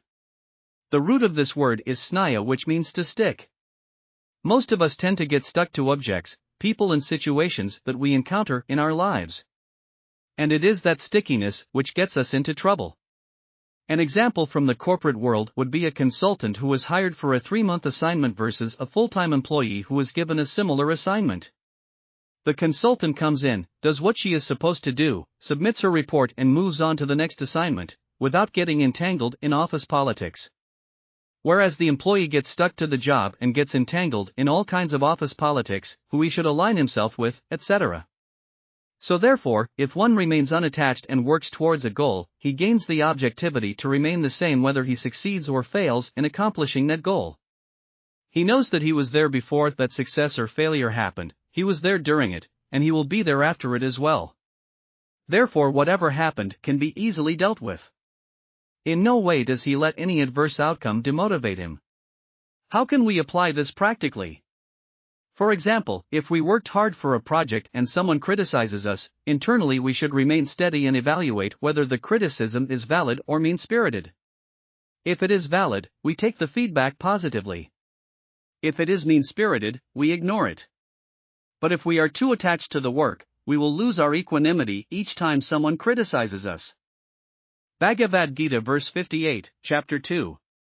When, just like a tortoise withdraws its limbs from all sides, he withdraws his senses from objects, his intellect is steady. So far, Shri Krishna gave us a checklist of factors that could disturb our equanimity: joy, sorrow, gain and loss. Let us say, we detect that one of these factors has presented itself to us. What should we do? He gives a beautiful example from the world of nature to address this point.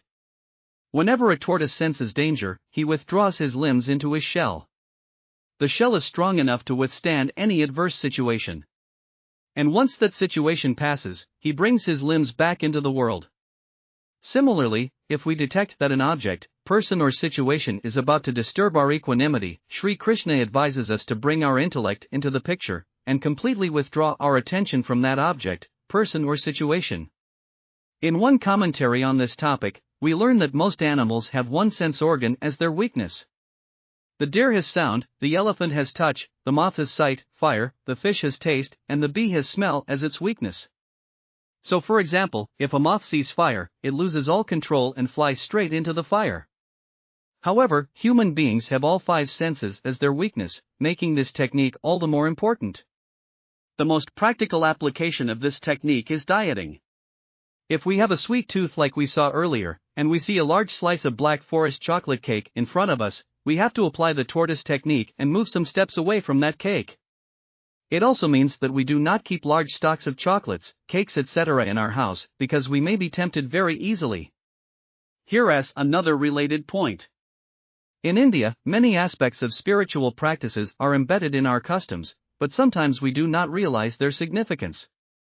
We may have noticed a sculpture of a tortoise outside many Indian temples, which is an instruction to withdraw our worldly matters and enter the temple with a devotional mindset.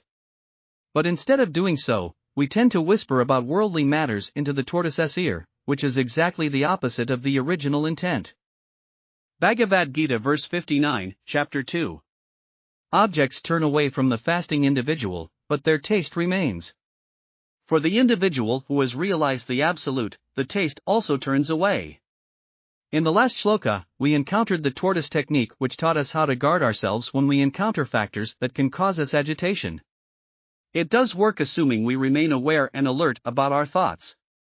But if we have strong predispositions or vasanas towards any object, person or situation, the memory or taste of that factor will keep popping up in our mind. So in this shloka, Shri Krishna provides an overview of how one begins to address the removal of deep-rooted predispositions, which is one of the primary goals of any spiritual teaching. Let us go back to the Black Forest chocolate cake example from last time. You saw a piece of cake, you realized that you may succumb to it, and you took a few steps back. But a little later, the taste of that cake from a prior experience will pop up in your mind and begin to torment you. All you can think of for a while will be cake. This is what makes dieting difficult. Our mind keeps pushing us towards food each time we try to restrain ourselves. So what is the solution? In the shloka, Shri Krishna says that the taste also turns away when we realize the Absolute. What he means is that we need to set our goal on something higher than ourselves, and hold on to that goal throughout our life. The higher the goal, the greater chance that we will get rid of our predispositions. When we begin any diet, we typically set a goal, e.g., I have to lose 2 kilograms in 3 weeks. Now, with this shloka in mind, we could try to set a higher goal, which could be I need to lose this weight so that I can stay healthy to take care of my family. Or it could be I need to lose this weight so that I can fulfill my svadharma in the best possible manner. In later chapters, the Gita goes into great detail as to how we can gradually set higher and higher goals and ultimately set the highest goal, the absolute goal mentioned in this shloka, so that we can burn away all of our predispositions.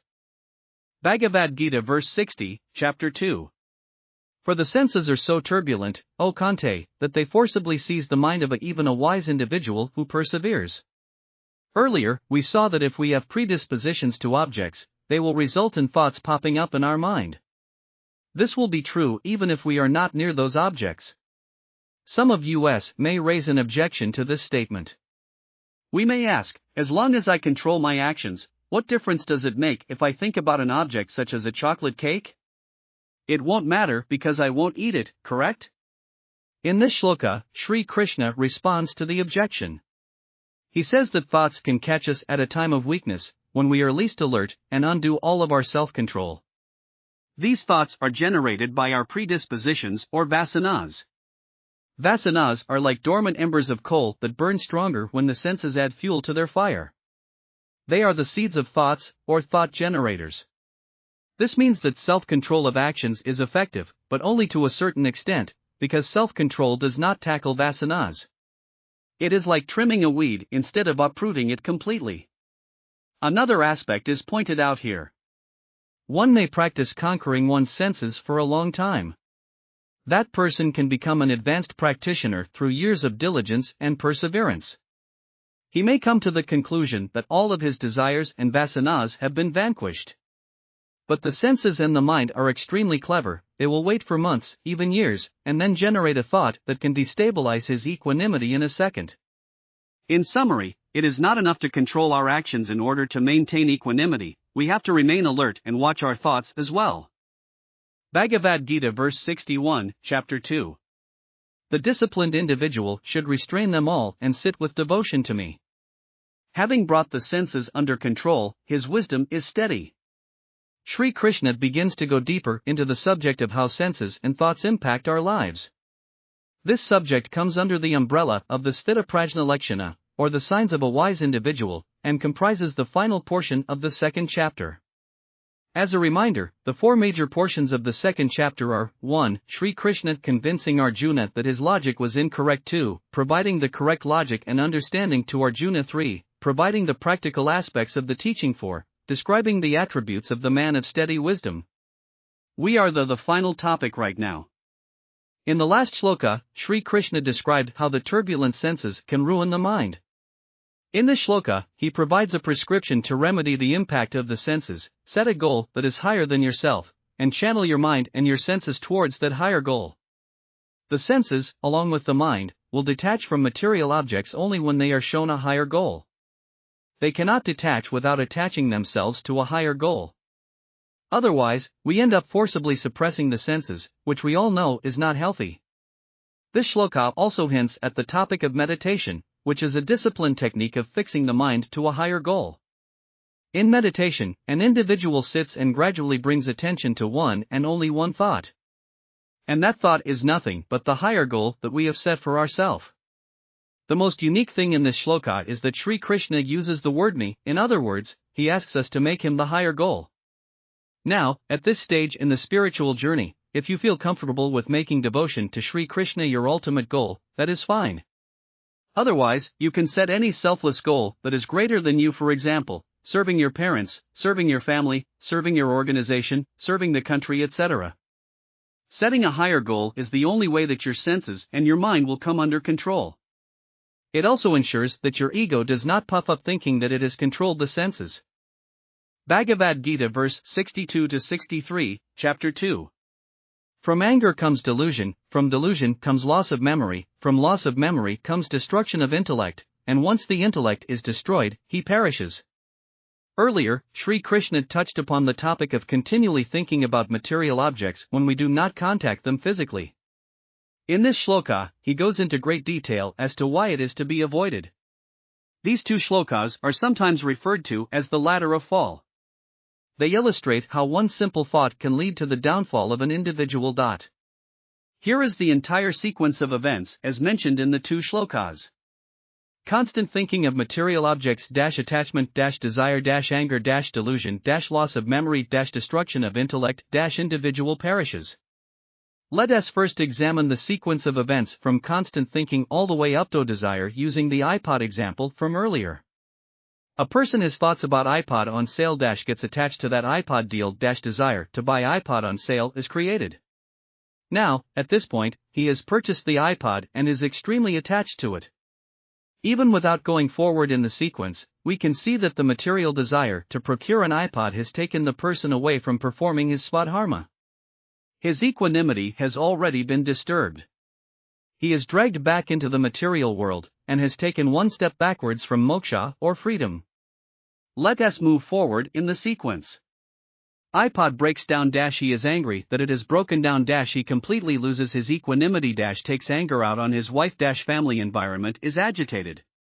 Here, not only has he completely lost his equanimity, but has also caused pain to other members of his family. So the message here is that constant pondering and thinking about objects eventually leads to moving away from equanimity, hence it is to be avoided, or at least minimized to the extent possible.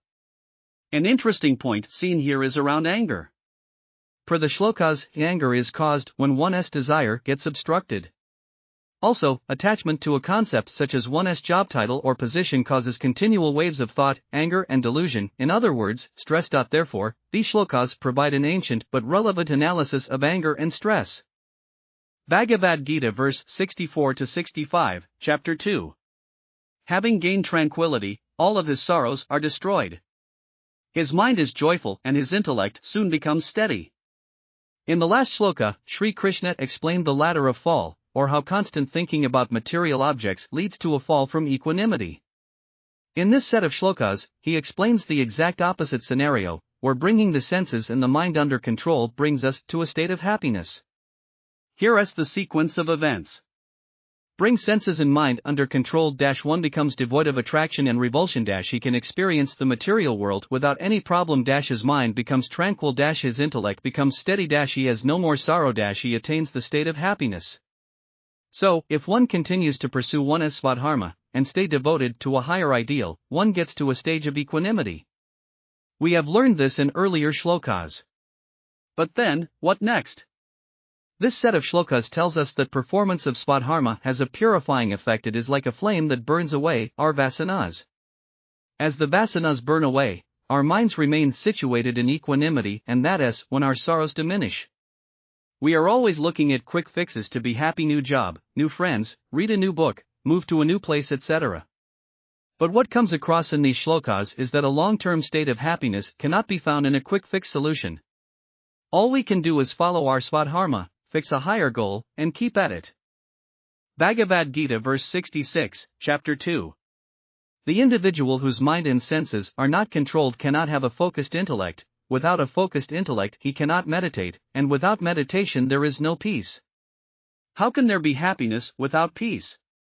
Shri Krishna so far extolled the virtues of controlling the senses and the mind.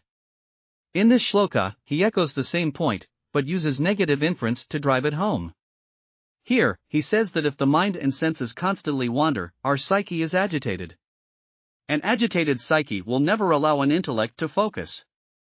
And we have already seen in earlier shlokas the disadvantages of not having focused intellect or vyavasayatmika buddhi. One cannot hold on to a single thought, in other words meditate, if the mind is turbulent.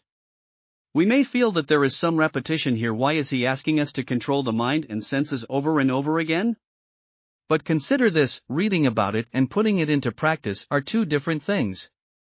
If we check the daily list of thoughts that we maintain in our diary, we realize that even if we read the Gita backwards and forwards, it takes a lot of time and effort to change the quality and quantity of our thoughts. This message needs to be seared into our brain for us to take it seriously, hence the refrain of this point. Very simply put, there is no happiness without control of mind and senses. Bhagavad Gita verse 67, chapter 2. For, even one of the wandering senses overpowers the mind and steals away wisdom, like wind affects a ship in water. A picture is worth 1,000 words. So here, just like Shri Krishna painted a picture of the tortoise earlier, he uses another picture to portray an important point that just one sense organ has the ability to destroy us. He gives us the example of a rudderless ship at sea.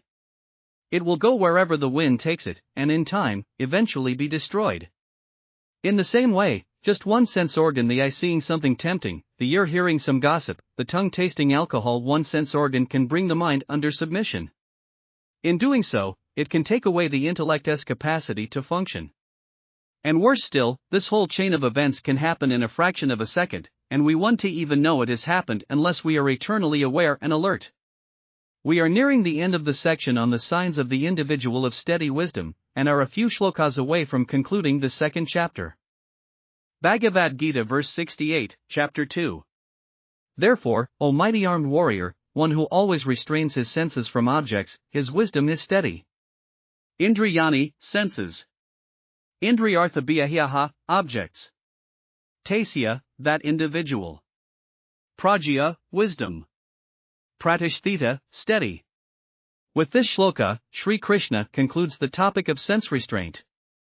Let us summarize the main points of this topic. The senses have the power to destabilize the mind, and consequently, destroy the intellect's capability to make proper judgments. The best way to control the senses is to practice one's svadharma with devotion to a higher ideal. If we don't, then even a stray thought about a material object will escalate into a chain of events that will bring about our downfall. Changing the quality and direction of thoughts towards a higher ideal will result in a tranquil psyche, enabling us to move in the world of material objects without attachment or revulsion. And ultimately, this will result in peace and happiness. A pictorial description of this topic was provided in the form of a rudderless ship at sea, that is blown here and there by wind. The wind represents the senses, the ship our mind, and the direction, our wisdom. In the next shloka, Shri Krishna begins to conclude the second chapter of the Gita. Bhagavad Gita verse 69, chapter 2. That which is night for all beings, the balanced individual is awake in that. And that in which all beings are awake, the person of contemplation views as night. Here we encounter one of the most poetic shlokas in the second chapter, again, having several layers of meaning. Let us try to understand it to the best of our ability. First, let us consider an example that will make the understanding of this shloka easier. When a layperson and a professional artist enter a museum, both of them find joy in appreciating the works of art. The layperson may get excited about seeing how accurately an artist has painted a portrait. But the professional artist may find joy in more subtler aspects of the very same painting, e.g. what brush strokes were used, which time period was the painting commissioned in, what were the influences, and so on, aspects that the layperson is probably totally oblivious to. So therefore, in this shloka, Shri Krishna is speaking about two groups of individuals, ones who maintain the state of equanimity and ones who don't. Both groups have to live in this world of material objects, and both of them have to face ups and downs in life. The key difference in both groups is their vision. For most individuals, the world of material objects is their end goal, they are awake to it, and the eternal essence is like night to them. But for the individuals of equanimity, the world of material objects loses importance, that world is like night to them. They are awake to the timeless, changeless eternal essence. Bhagavad Gita verse 70, chapter 2. Just like the ocean remains unmoved though water enters it from all sides, so does that tranquil individual attain peace in whom all desires enter, but not the desirer of desires. Here Shri Krishna provides another pictorial description of the individual of steady wisdom, a deep, large ocean that has many streams of water entering it. No matter how many streams enter the ocean, regardless of how gently or how forcefully they enter it, the ocean always remains calm and undisturbed. In the same way, an individual of steady wisdom does not get impacted by any number of material objects or desires that he experiences. They fail to disturb his state of equanimity. Furthermore, even if the individual has to get angry in order to perform his svadharma in the material world, he is rooted in tranquility. And that is just like the ocean's surface could experience stormy weather, but remain tranquil underneath the surface. On the other hand, the person who is steeped in ignorance and does not possess wisdom will never attain peace. Here he is called the desirer of desires. In other words, this person still thinks that harboring and fulfilling desires will lead to peace and happiness. The fundamental shift from selfish desire-oriented work to svadharma-prompted work has not happened for him. Note the change in meter to emphasize the point made in this shloka. Bhagavad Gita verse 71 chapter 2. That individual who walks having abandoned all desires, cravings, mindness and ego, he attains peace. Earlier in the chapter, Arjuna asked Shri Krishna to point out the signs of a person of steady wisdom. To that end, he asked Shri Krishna to answer the following questions: how does he sit, speak and walk? In this shloka, hence the use of the word charati meaning walks. Shri Krishna summarizes the entire topic of the signs of a wise person in 4 points. He first asks us to give up selfish desires using the technique of karma yoga. Next, he asks us to give up cravings for things we already possess, which is the second point here. And to eliminate even the slightest trace of selfishness, he finally asks us to give up the sense of I-ness and mine-ness which we had seen in the first chapter, also known as ahankara and mamta.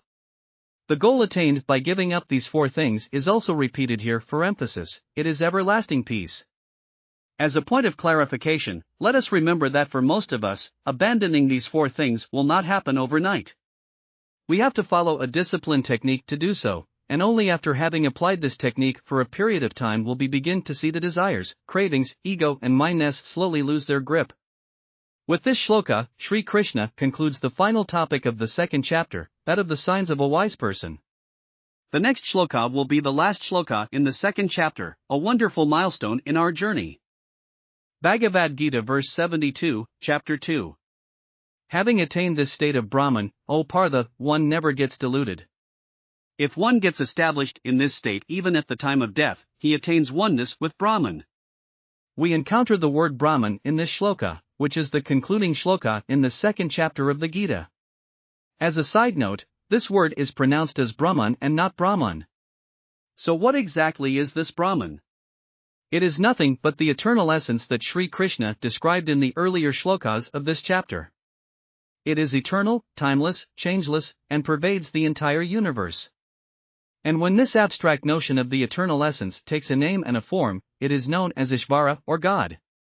Therefore, if one follows the technique of karma yoga and attains the state of a person of steady wisdom or stitha-prajna, that person attains oneness with Brahman, or in other words, attains God. Also, even if we only attain this state at the time of death, we will still achieve oneness with Brahman. Shri Krishna concludes the second chapter of the Gita with this shloka. As we saw before, the second chapter contains the essence of the entire Gita. So, why should we read the next 16 chapters? Let us take up this question. Shri Krishna has packed several lifetimes' worth of instruction into the second chapter. Most of us will never get it just by reading the second chapter. So Shri Krishna has taken up each point in the second chapter and elaborated it further in the remainder of the Gita. He clarifies key points in the teaching, resolves seemingly conflicting statements, and makes everything practical and accessible to all kinds of readers. Now, some of us would have approached the Gita to further our spiritual quest, and some of us with a very practical bent. We should not assume that the remainder of the Gita will only go deeper into the spiritual aspects. There are tons of practical lessons that will improve our daily lives and make us better human beings, even if we choose to disregard the spiritual aspects of the Gita. Having concluded the second chapter in our journey, we will summarize the main points of the second chapter and get a sense of what is coming ahead next. Om Tat Satiti Srimat Bhagavad Gita Supanishadsu Brahma Vidyayam Yogashastra Shri Krishna Arjunsam Ved Sankhya Yogo Namad Vidyodayayahat 2. Summary of Chapter 2. Since the second chapter is said to contain the essence of the entire Gita, let's try to recap the main points before we move to the third chapter. 1. Shri Krishna points out the error in Arjuna's thinking, in that Arjuna's personality was shaken by grief and delusion towards his kinsmen. 2. He advises Arjuna to correct the error by learning the knowledge of the eternal essence. 3. He describes the means to attain the eternal essence. 4. He also describes the characteristics of the individual who has realized the eternal essence. We can summarize the technique to attain the eternal essence into 3 stages. 1. Attain steadfastness in selfless action by pursuing one's svadharma. 2. Attain steadfastness in devotion to a higher ideal. 3. Attain steadfastness in the knowledge of the eternal essence or tattva-jnyana.